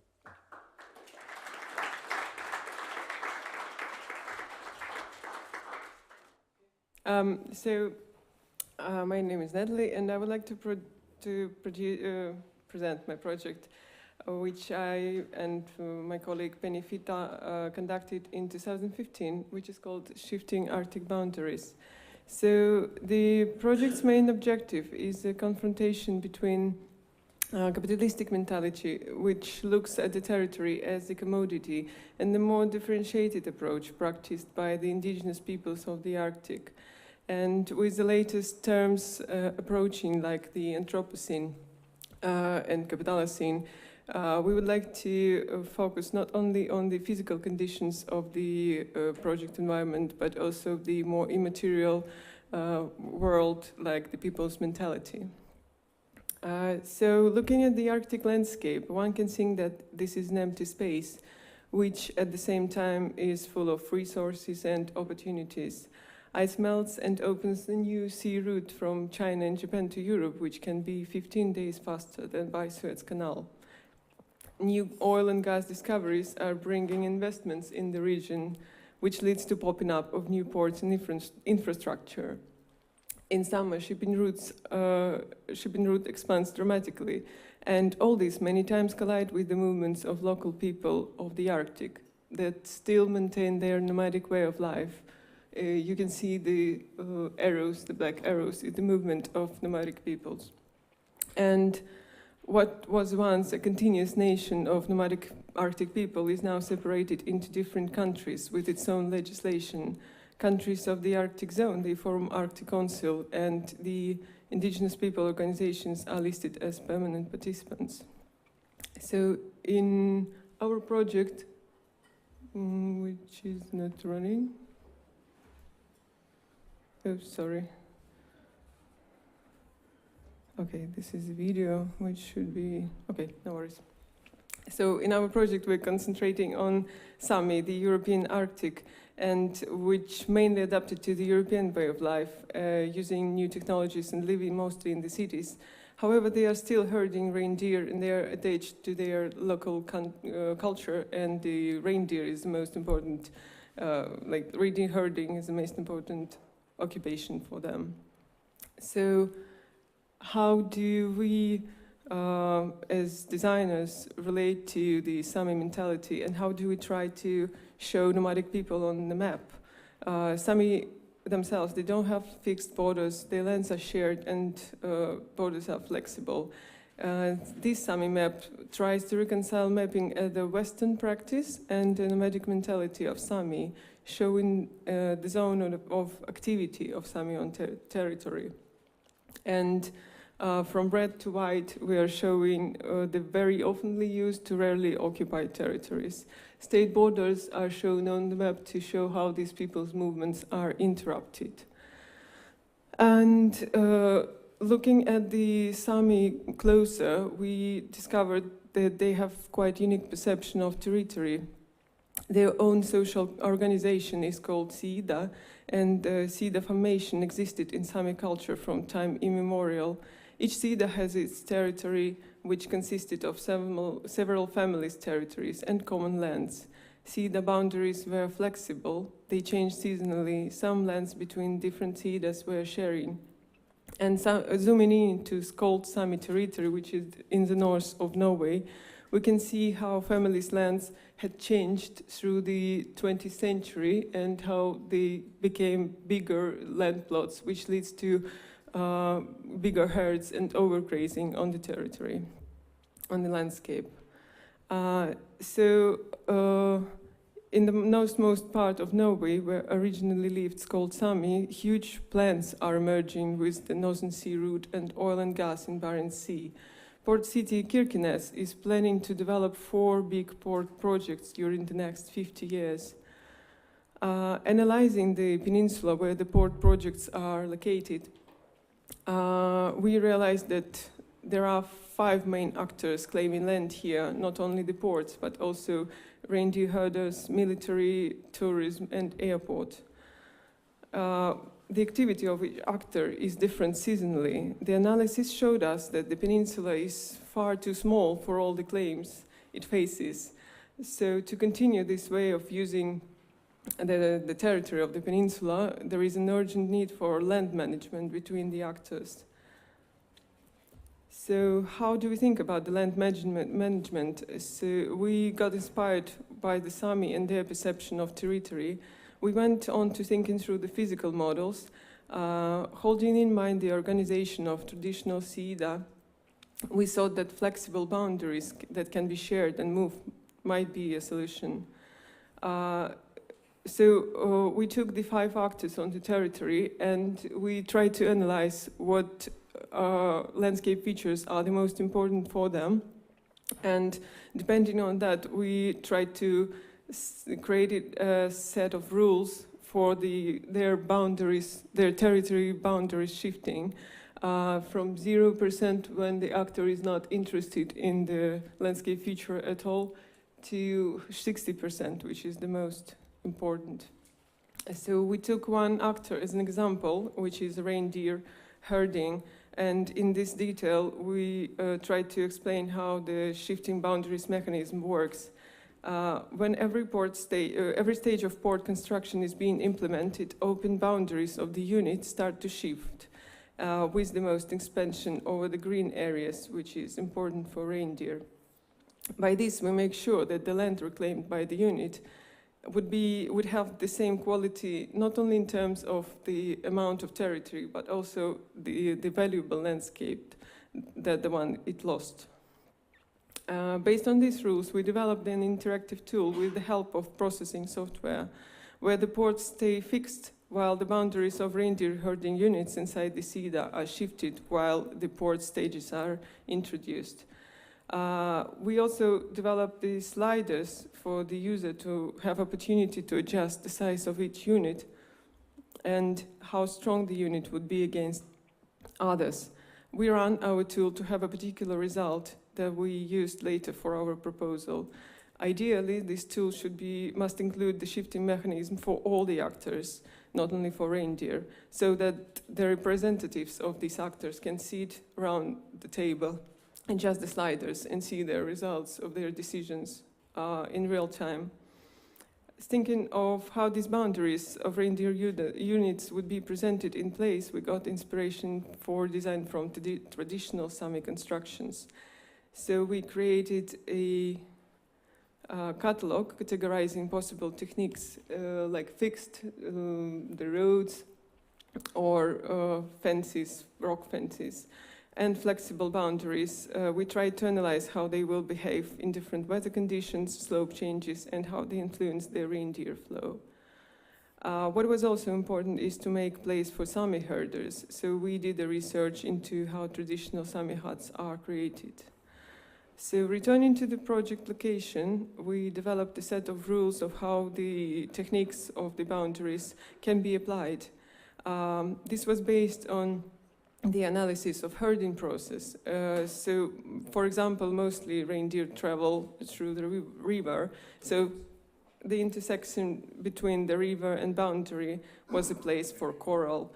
And winter settlements are usually located in valleys near rivers, while summer huts are usually built in mountains. So that's how we were trying to place the particular techniques of the boundaries. And applying these results and techniques from the catalog, we created a strategy for the peninsula. Arctic landscape regenerates much slower than in other, like the other landscapes in other parts of the world. So the port stages that were proposed by the government were not suitable in our opinion. So we proposed also a new timeline for the port introduction. So this project has changed our minds a lot, as every step we took led us to the unknown path, and we needed to challenge established design practice. What we mostly wanted to do is to leave some space for indigenous people while keeping the development process going. And this is the end of the project, but unfortunately the video I prepared as the tool ran, it didn't work somehow. So maybe I will try to, I don't know, to show this. Did you try the space bar? Because did you try the space Yeah, I did. Ah, the space bar, okay. Yeah, not the trackpad. Okay, I'll try that one. No. Okay, here they are running and I'm moving the sliders, just imagine that. Hi, my name is Patricia and I graduated from the undergrad program from the AA a year ago, and this was developed in Deep 4 with John, Paul Messina and Anne-Sophie. So the project is called The Offing, and it's focused on the body of water between, okay. Yeah. So the event you're seeing on the screen was happened on the coast of France. It was British vessels and French vessels having the Scallops War, what the media call the Scallops Wars, and this was the 29th of August. And in a way, this brings the attention that actually the condition of the sea is actually that one of domestication. So the sea is understood as an extension of the land. And the project is trying to address what is called the territorial waters and try to subvert this and to think about that space between the UK and France as actually the land being attached or an extension to the sea. And it starts from a cultural perspective. So this is 18th century British painting, and it's addressing what was introduced earlier as this visual condition between the shore and the sea, and it has a specific measurement of how much you can see from it. But for me, the idea of the offing becomes interesting when you understand that there is actually a space between where you're standing and how far you can see. So it's about subverting seeing from land to the sea and trying to understand what it means to actually be on the sea and look at the land. And this brings the idea of perception. So this offing or this distance can actually be altered, but very different elements. How fog can be. This is crossing the channel on a ferry, and that the sound didn't come out, but you actually had the sound of the horn, which is what you can hear when you go on the channel and the ship announces itself. So it actually breaks away from only the visual condition, and it starts affecting all the other senses. And it's interesting what it starts to appear in the 20th century is that is the acoustic mirrors. So this was to anticipate planes, and you can see how the offing actually has to be re-understood in terms of that goes beyond visibility. So that goes also in the context of the radio and the chain home and these infrastructures on the coast that are actually expanding what it means to one thing to be connected to the other, to be seeing. This is a video produced by to show the coastal views from the UK. So if you'd stand on the shore, how far you would what you would see if you were actually be able to see. And that sort of also tackles on this connection between. So the idea of the project takes on this concept of the offing, which is this idea of space that it's once mobile, but it's also in constant fluctuation, so it's always changing. And it tackles three elements. It becomes a device to think different things. So one of them is navigation. And since the introduction of the steam engine, which changed the way ships kind of navigated the sea and actually understood how tidal and streams work. And we have the introduction of the technology that kind of monitors these things. There were many presentations showing earlier before that the lines of the ships, but actually I think it's interesting to think that actually there is no line on the sea, that these lines are actually registered by the satellites that are actually reading the IAS data that's being produced by the ships. So actually what you have to understand that the ship is actually, the space of the ship is actually being measured by this technology, and therefore the space that the ship is occupying is constantly changing because it's not only relating to the satellite, but it's also relating to the other ships and also related to the buoys and also related to the Coast Guard. So this is a space that is in constant change. So the project, so in a way the project asks itself, what does it mean to navigate once you understand that the space is kind of fluctuating, especially in the condition of the water. Yeah, this is a Russian trip going through the English Channel being monitored by the Royal Navy.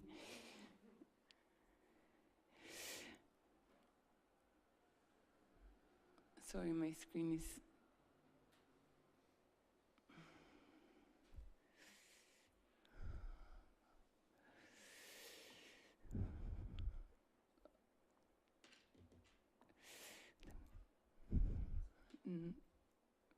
completely gone. Sorry, I apologize for this. So the idea is that to question the traffic scheme, which is the way that the English Channel is navigated nowadays. So it's a highway. So the water is actually being driven through like it was a highway. So there are certain points in which you have to respect. You have to respect, and if you bring in the idea of the offing and the idea of navigation, the interesting thing becomes how can you, in a way, bring the understanding of the way ships work. So if these different schemes are showing how the different types of vessels are navigating, these are actually fishing boats.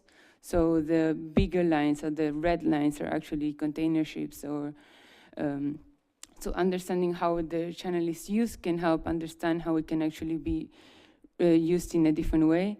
So looking at these patterns of, these are the ferries that are actually crossing and traversing, therefore they're actually not really following this traffic scheme because of the way they navigate. So the first kind of idea or proposition is actually if the technologies actually mean that the ships are constantly connected with the tools that actually make them navigate, they do. If there's a way we can bring back the idea of tidal forces and the understanding of how the sea is actually moving to question how the ships move around the space. So the other thing is customs. I didn't mention this at the beginning because I forgot for some reason, but this project started on the outcome right after the vote of the EU referendum. So this was October 2016. So in a way, it becomes relevant to think about what happens in the points in which the sea and the shipping and everything meets the ground. So the customs become the point in which the everything kind of collapses in a way.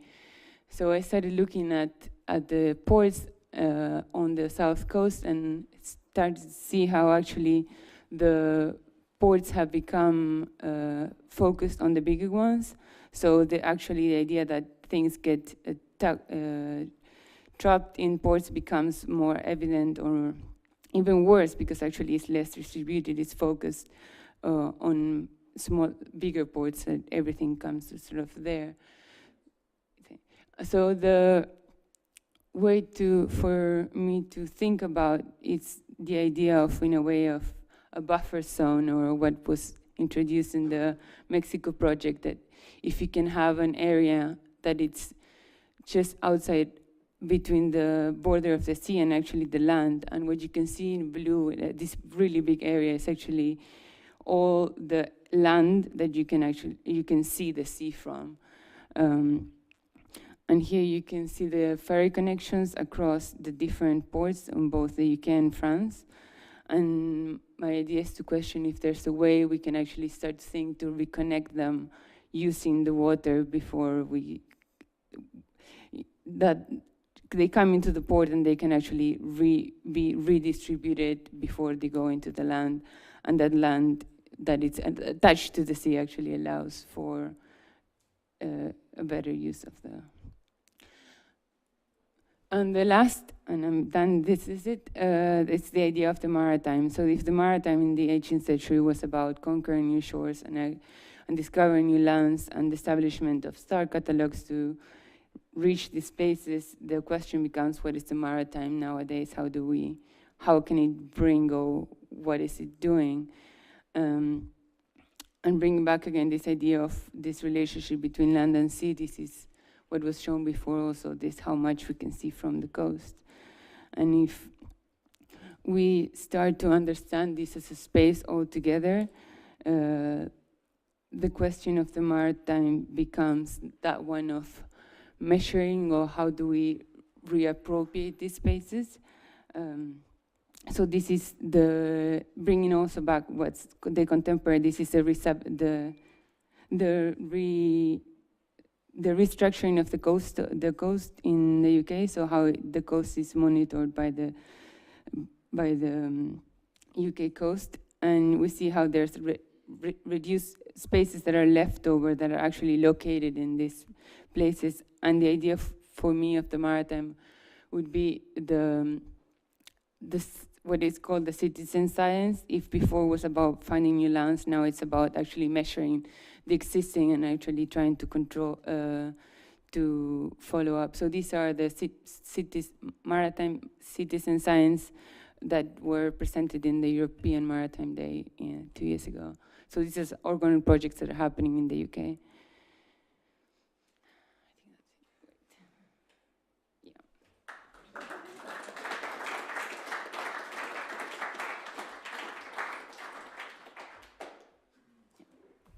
So I think this group of very interesting presentation right now are posing even more difficult questions, or questions as difficult as the previous one, but that also relate to the issue of mentalities. How do we think borders? How do we think land views? How do we think in aerial terms, and in terms of the area of a tract of land? And it also has a lot to do with the idea of the consequential landscapes, trust, boundary relationships, and commodity chains. I'd like to open the questions to the audience first. And yeah. Thank you.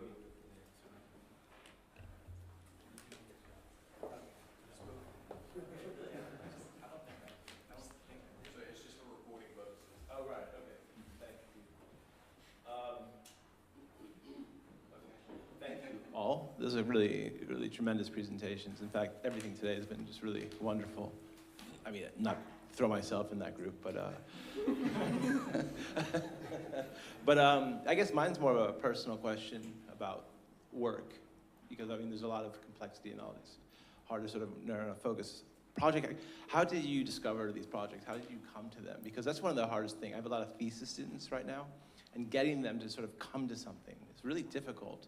So like, how how did you come to where you were? Was it a specific personal issue, or how did you discover these topics? Because they're really part of our agenda going forward as a discipline is to create our own projects. And I think each one of you have done that in a tremendous way. So from a purely personal standpoint, how did that process begin? How did you begin? It was a pain. It was a really complex project, and Clara and Alfredo are aware of this. Yeah, but personally, I was always interested in how the urbanization process is going on the planet, and how do we shape the planet. But I realized that as was in the previous presentations, that the urbanization is not only the city. And what I faced in this project is that the urbanization process that drives us to extract more resources and oil and gas, for example, it changes the Arctic zone, which is inhabited in our world, in our Western world.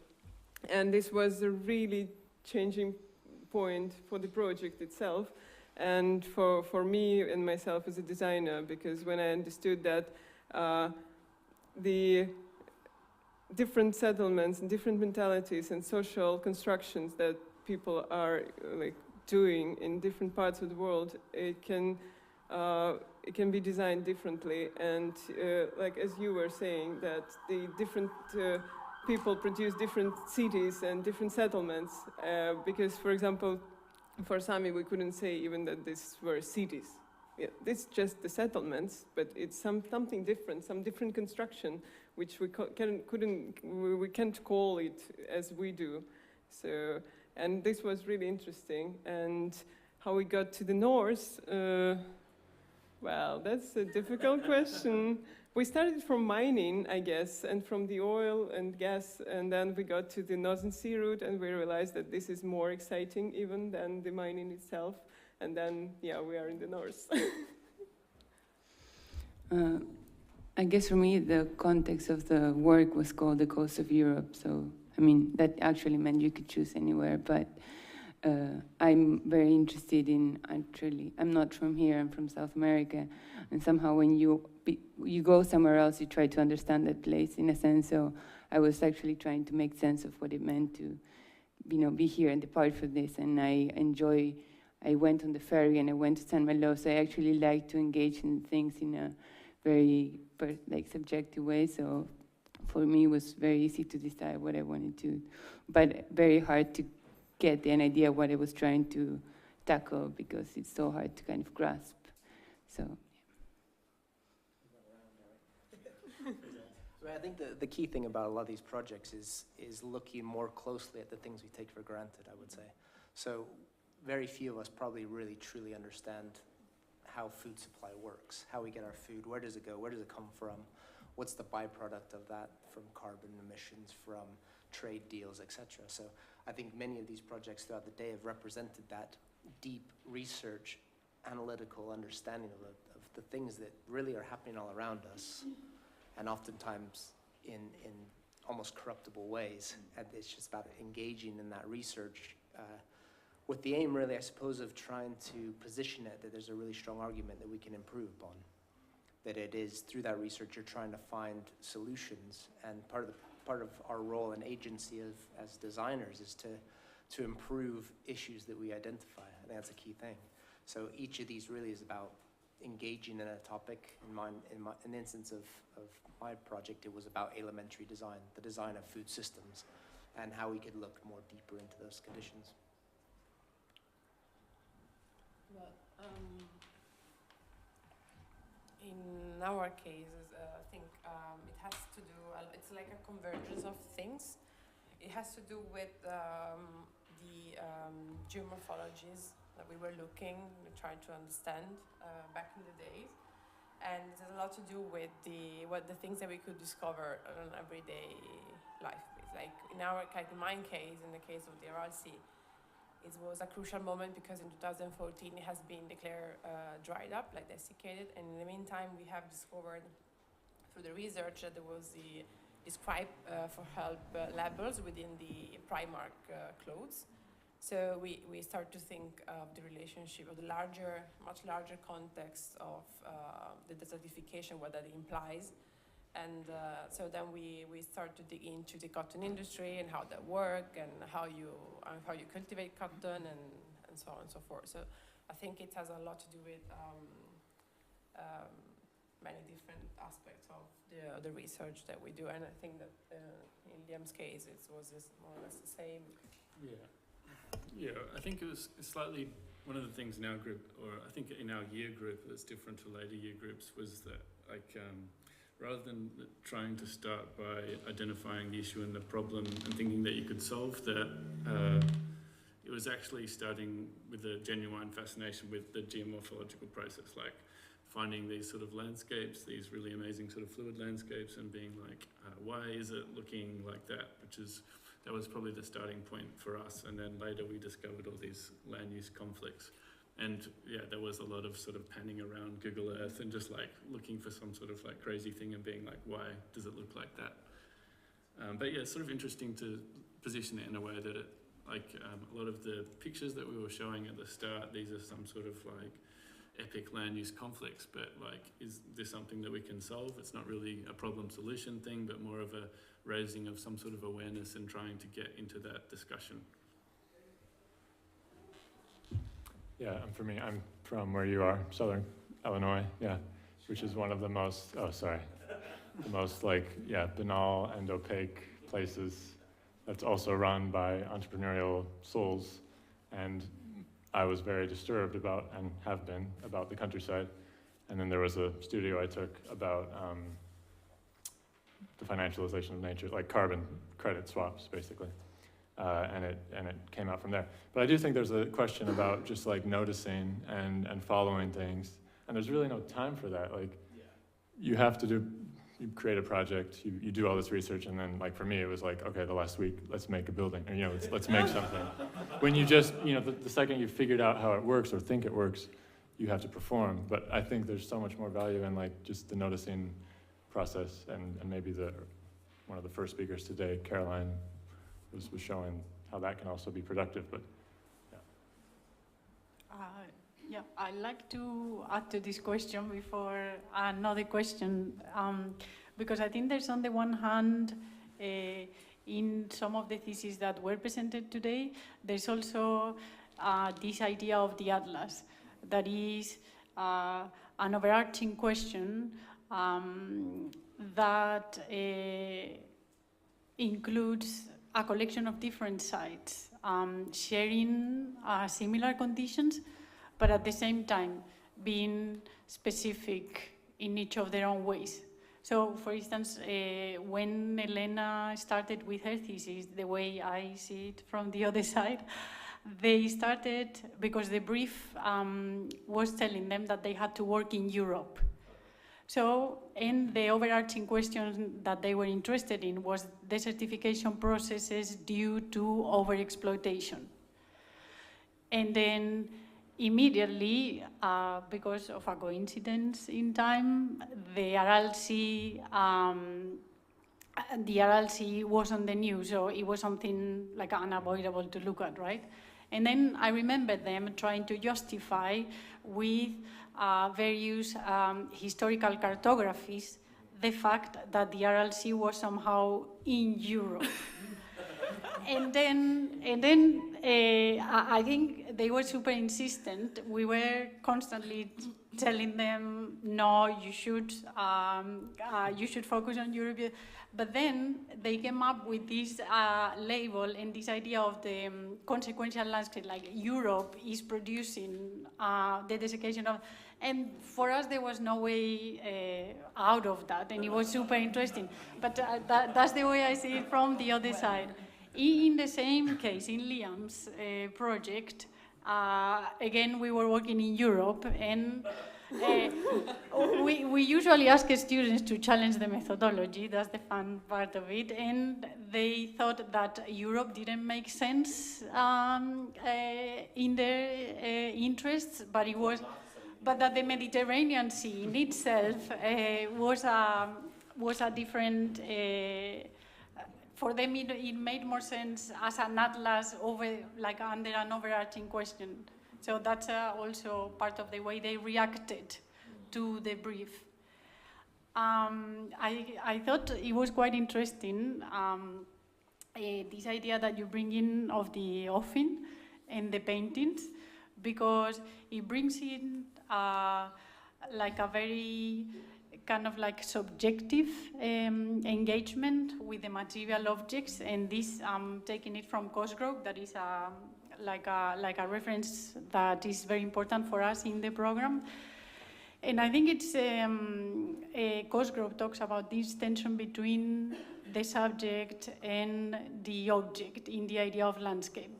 And I think this is very interesting answering to your question, because sometimes these arguments, they come from that very friction or tension, that you look at a data set, you start understanding densities, but then at the same time, you look at particular sites, you look at particular news. So it's within that tension that this thesis happened. And that's what I think, from my point of view, if we are talking about Earth systems and the planetary gaze, I think this tension and these frictions are quite, it's quite important that we don't lose track of that tension, and as Dennis Cosgrove criticizes in the idea of landscape, as the discipline of geography has turned into the objective side. So I think that in that way it kind of relates to your question. Sorry, you wanted to ask something. I just wanted to just follow up on something that Matthew said. I think in regards to at one point the microphone will come on. Matthew said that in regards to you know, he enjoyed researching, and then in the last week, you know, you came up with a proposal. It felt very much within the panel and also the previous panel that there was a certain, I don't want to say hesitation, but there was a certain care at the way in which you stepped into a propositional phase in the design project.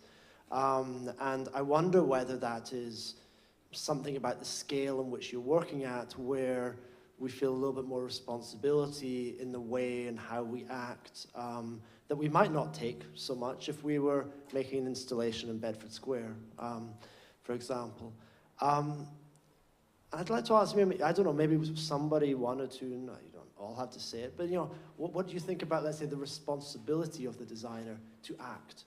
I think that, you know, I'm guilty as anybody to put Caroline Knowles' work in front of my students, which I think is wonderful. But if my students don't come up with a proposal, you know, they'll fail. You know, and I make this explicit. You know, I feel, you know, there is a responsibility for us to design, to propose. And I'd like to know what your thoughts are. I think for me, there was a very clear stepping off point that emerged when you realize that there's this deep cultural tradition about how Hawaii used to use their land, and that through that process, that whole traditional way of being custodians for that landscape was eroded through basically a very small collection of landowners. And it was a sense that the planning system and the organization of that land had been so fragmented and so disrupted that really their only hope was to look to the ocean, almost in a way that they were rediscovering what made the Hawaiian people who they are. They discovered those islands, right? So when I say they were the most adept to the waters, they were able to navigate the oceans and find these far-flung islands. So I think from a responsibility point of view is, one, not being afraid to be projective, to think beyond the traditional constraints that we might think, like, that's outrageous to think that you're gonna have food growing in the sky. And I felt, you know, it is a fantastical idea, but I think we have to push the boundaries as designers. We have to open up new possibilities. That's the only way that progress, I suppose, is really made. But I think every move that you make does have implications, and we need to realize and register that when you put pen to paper, when you put pencil to paper, when you come up with an idea, that there's political boundaries. And I think the fact that we're looking at the exclusion zones and these territorial waters in the video that you showed, where there is this imperceptible border and boundary that none of us really realize, but when you see boats clashing into each other because they're fighting over these territories, there is agency there, and someone has defined that, and I think that speaks to that. Well, I think that every how to say, the territory or every place where you design things, mostly I believe in, like Michelangelo said, that I look at the stone and it says what to cut from it. So mostly I believe in that. So you can really sometimes guess what the territory is proposing to you. And this guess, I think, is the most magic of the design work. But at the same moment, I realized that every human and every person who designs, it puts something from himself into the design work.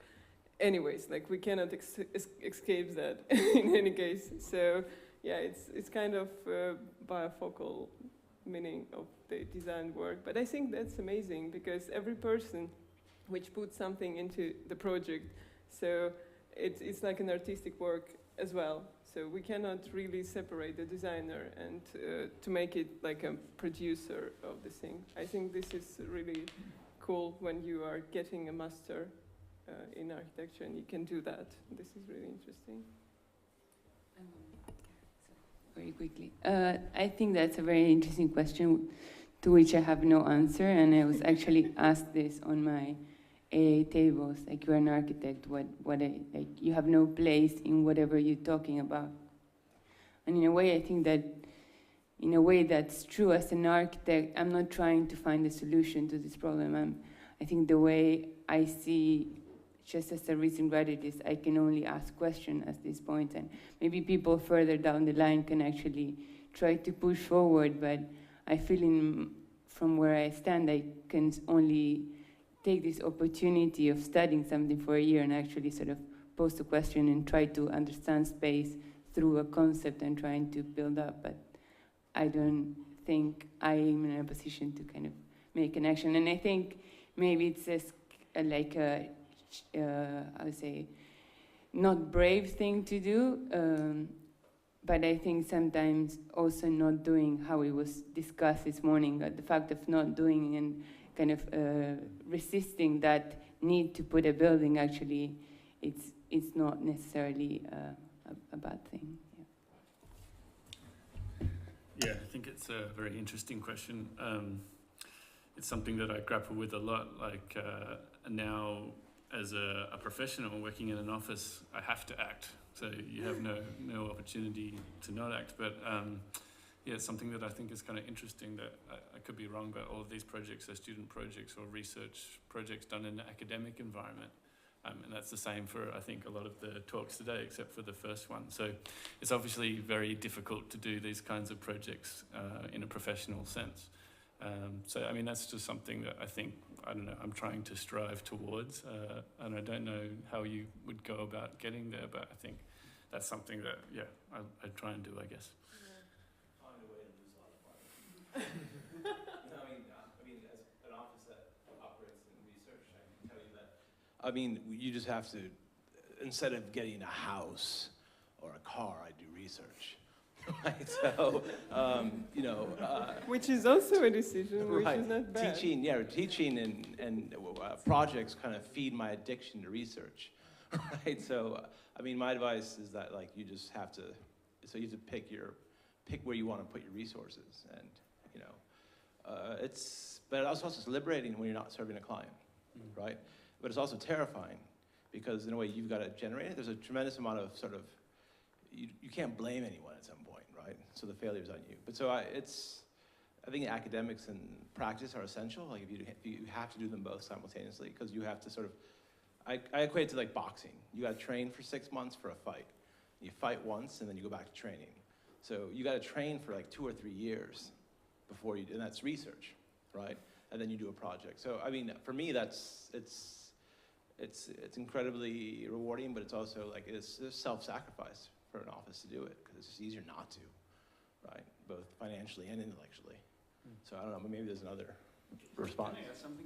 Actually, it's more of a question, because I mean, what you say, I totally agree with you. But on the other hand, it's a bit intriguing to think who could be the client that could push for these projects, right?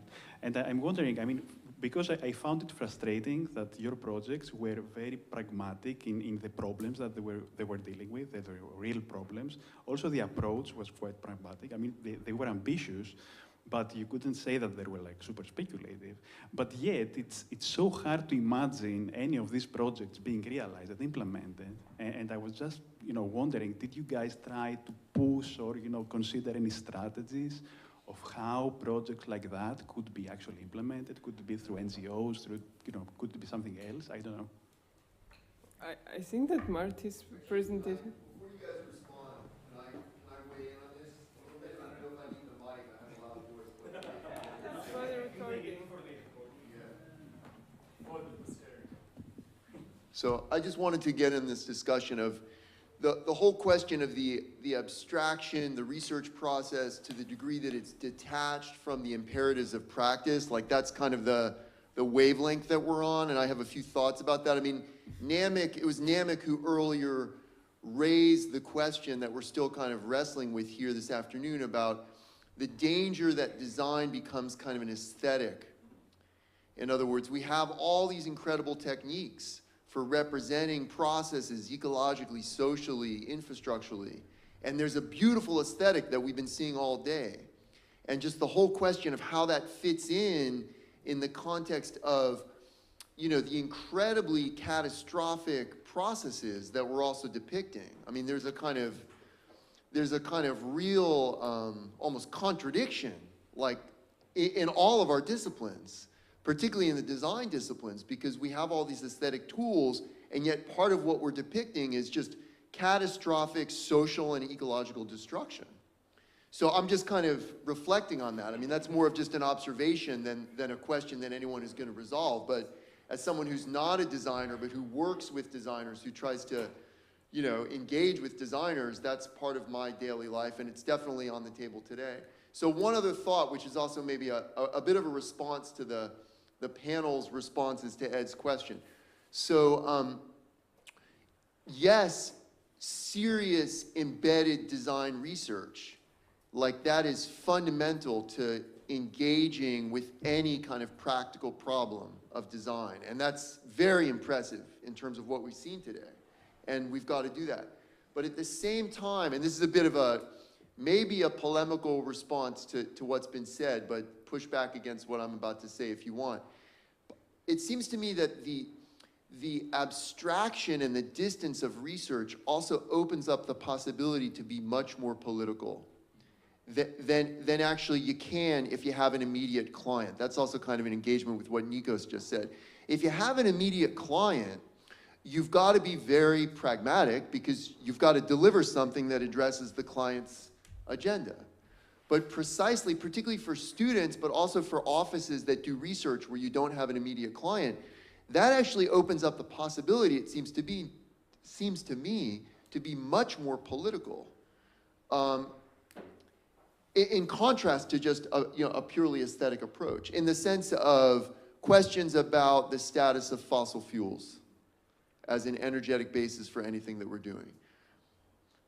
For example, questions about property relations, like Rania put on the table the question of the commons, which is a very political concept. We can be very political with that concept. Property relations, and questions finally about governance. Who's in charge? Who's in charge of, who has discretionary power over the decisions about investment and involvement? And those are all basic political questions. And part of what politics means is that there's going to be fundamental disagreement about stuff. So taking a position that that might antagonize people, that might create or crystallize conflicts that are already going on in society.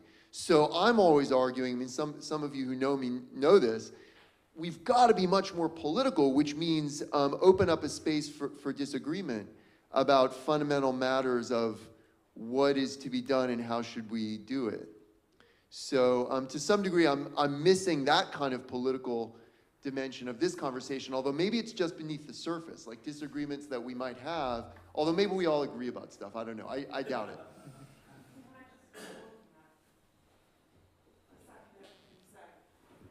When I was looking at your presentations, it looked to me it was very, very visually strong. But I had a very strong sense that you were thinking at the human scale. And you were dealing with the geological scale, because you're dealing with Earth systems. And I'm going to pull out one of the projects as an example. We saw Santa Rosa. We saw the wetlands in Santa Rosa. Now, I know that area pretty well, because as Ed knows, I've just submitted a PhD on the wildfires in California and building urban risk. To give you an idea at the geological scale of what you are dealing with in terms of transitions.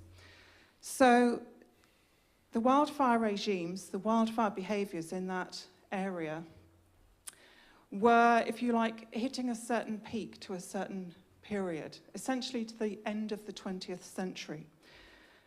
However, since the 21st century has kicked in, we are entering what you could call a new geological scale of wildfire events. And how fast is this shifting? How fast is the needle moving? Well, when I looked at my case studies, I plucked out the 3 most severe wildfires in the whole of the Western US when I started that project.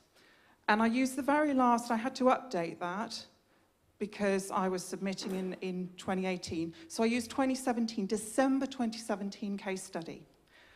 2 weeks before I was submitting, 2 weeks, another wildfire event came in. A wildfire so severe that although it hadn't yet completed, so none of the data was through, it was 33% bigger than the wildfire of December 2017. In other words, it was an event that has taken us to yet another geological phase. And what's this relevance to the Santa Rosa project, to the wetlands? Well, when these wildfires occur, all the debris, all the chemicals from the building, the wildland-urban interface, from all of the built environment, all the toxic chemicals, they run into the hydrological systems, into the rivers. So when I looked at that project, I was thinking, okay, so you're going to be getting pollution. You also have a situation where the wildfires in that very, very particular place were so intense that they incinerated the buildings to their foundations. We're talking about wildfires that are spreading at speeds that are practically, in some cases, in some areas, because of the topography, the speed near the speed of sound. That's what you're dealing with. So we are shifting from one, if you like, level of natural hazard events and systems to a whole new level. And my advice to you is don't look at it in the present. When you look at your projects, you need to go back. You need to go back through different periods of time. And what that will do is that will give you an idea of how the landscapes transition. And the fact that we heard words conservation. Well, I can tell you in California and most of the regions that you were relating to, the ecological, the flora, the fauna, it's moving. It is reconfiguring. It has to. This is what it has done overall evolution. This is why we as species, this is why we, the human species, look very different to our ancestors, because we have adapted, we have changed. And if you think about that, it will take time, and you will have to look at this not for months or weeks, but you will have to think for years about this. It will challenge the very heart of your thinking. You will have the epiphany moments. And I saw some fantastic examples of looking to Indigenous work and different ways of thinking. And I think you're in exactly the right space. And all those areas that you were working with will have Indigenous peoples. So I would look to them, but I'd look beyond your own mindset. Because when we get to policy, again, let's have an idea of how much this impacts this issue. So you will know about the Trump situation. You will know that literally policy is being torched. Literally, when I was doing my work, I was having to download work because they are literally destroying scientific data. They have technically banned 20 scientific words because they don't like the idea that these things are happening. You can't actually put them in your scientific document. So we are seeing book burning. we're seeing data being destroyed, we're seeing it being manipulated, we're seeing fake news, we're seeing a dichotomy between what is real and what is fake, and that again was the thing that you picked out, which is spot on. But we're also in a situation where we do have to ask, what is the political context? And more particularly, when we're looking at what's happening now, if you think about here in the UK, if you think about all the forces that are impacting upon this, we've got Russians, we've got Russia, we've got hackers, we've got arguments, even our own government can't agree. When you look to societal collapse, it doesn't happen conveniently. Boom, it comes right down, it comes quickly, it comes all over the place.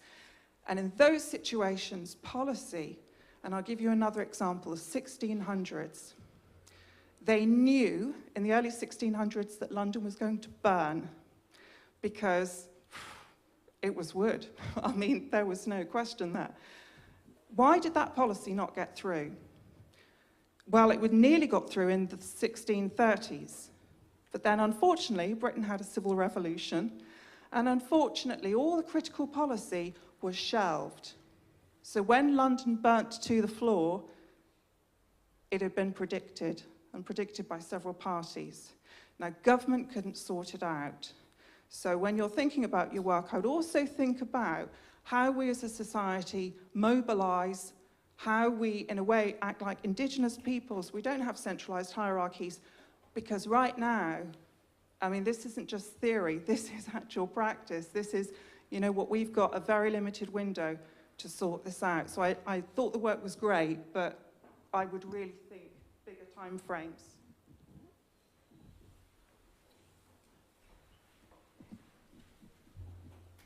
I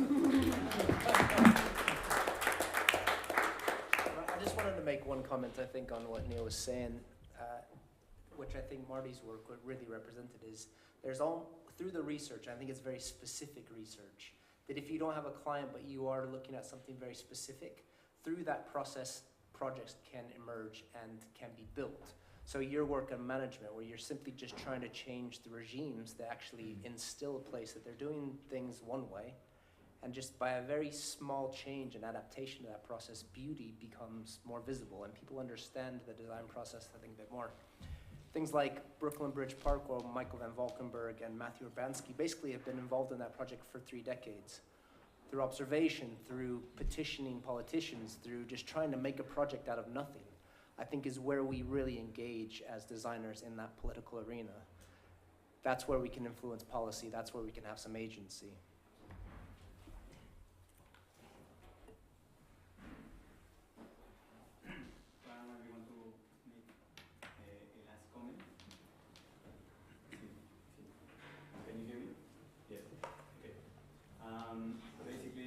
I just wanted to comment on the fact of politics, time, and becoming political. I think obviously there's a constraint of the 10 minutes. I'm sure many of the projects we've seen here, not just in the panel, but in the previous one, are long research projects that have looked at these issues in depth. And there has been a sort of complaint saying that, well, in 10 minutes it's difficult to present such a project, which I think is valid. But I think what I want to say is that the issue with the architects and the client and becoming political, it has to do a lot with the fact that architects always come to the last step of the production space. There's a lot of decisions that have been taken before we actually get on the stage. And I see, or at least I think the projects that were attracted by the call we made are projects that probably aren't suitable, let's say, for that last stage. And probably they will be suitable for other levels.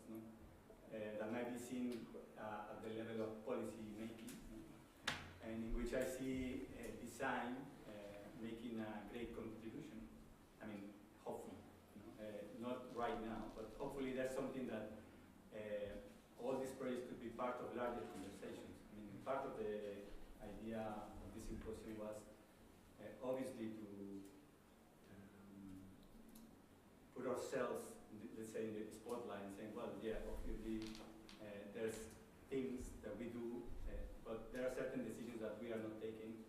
And it's not that we are the ones that have to take the better decisions, or we are able to take the better decisions, but we just need to get involved in larger conversations. And that means not being the last part of the production of the space, but probably the first ones or the second ones. And when you take decisions about infrastructure being built, there's a large body of other professions that take decisions, and let's say we aren't taken into account. And I think, at least from a point of view, this type of projects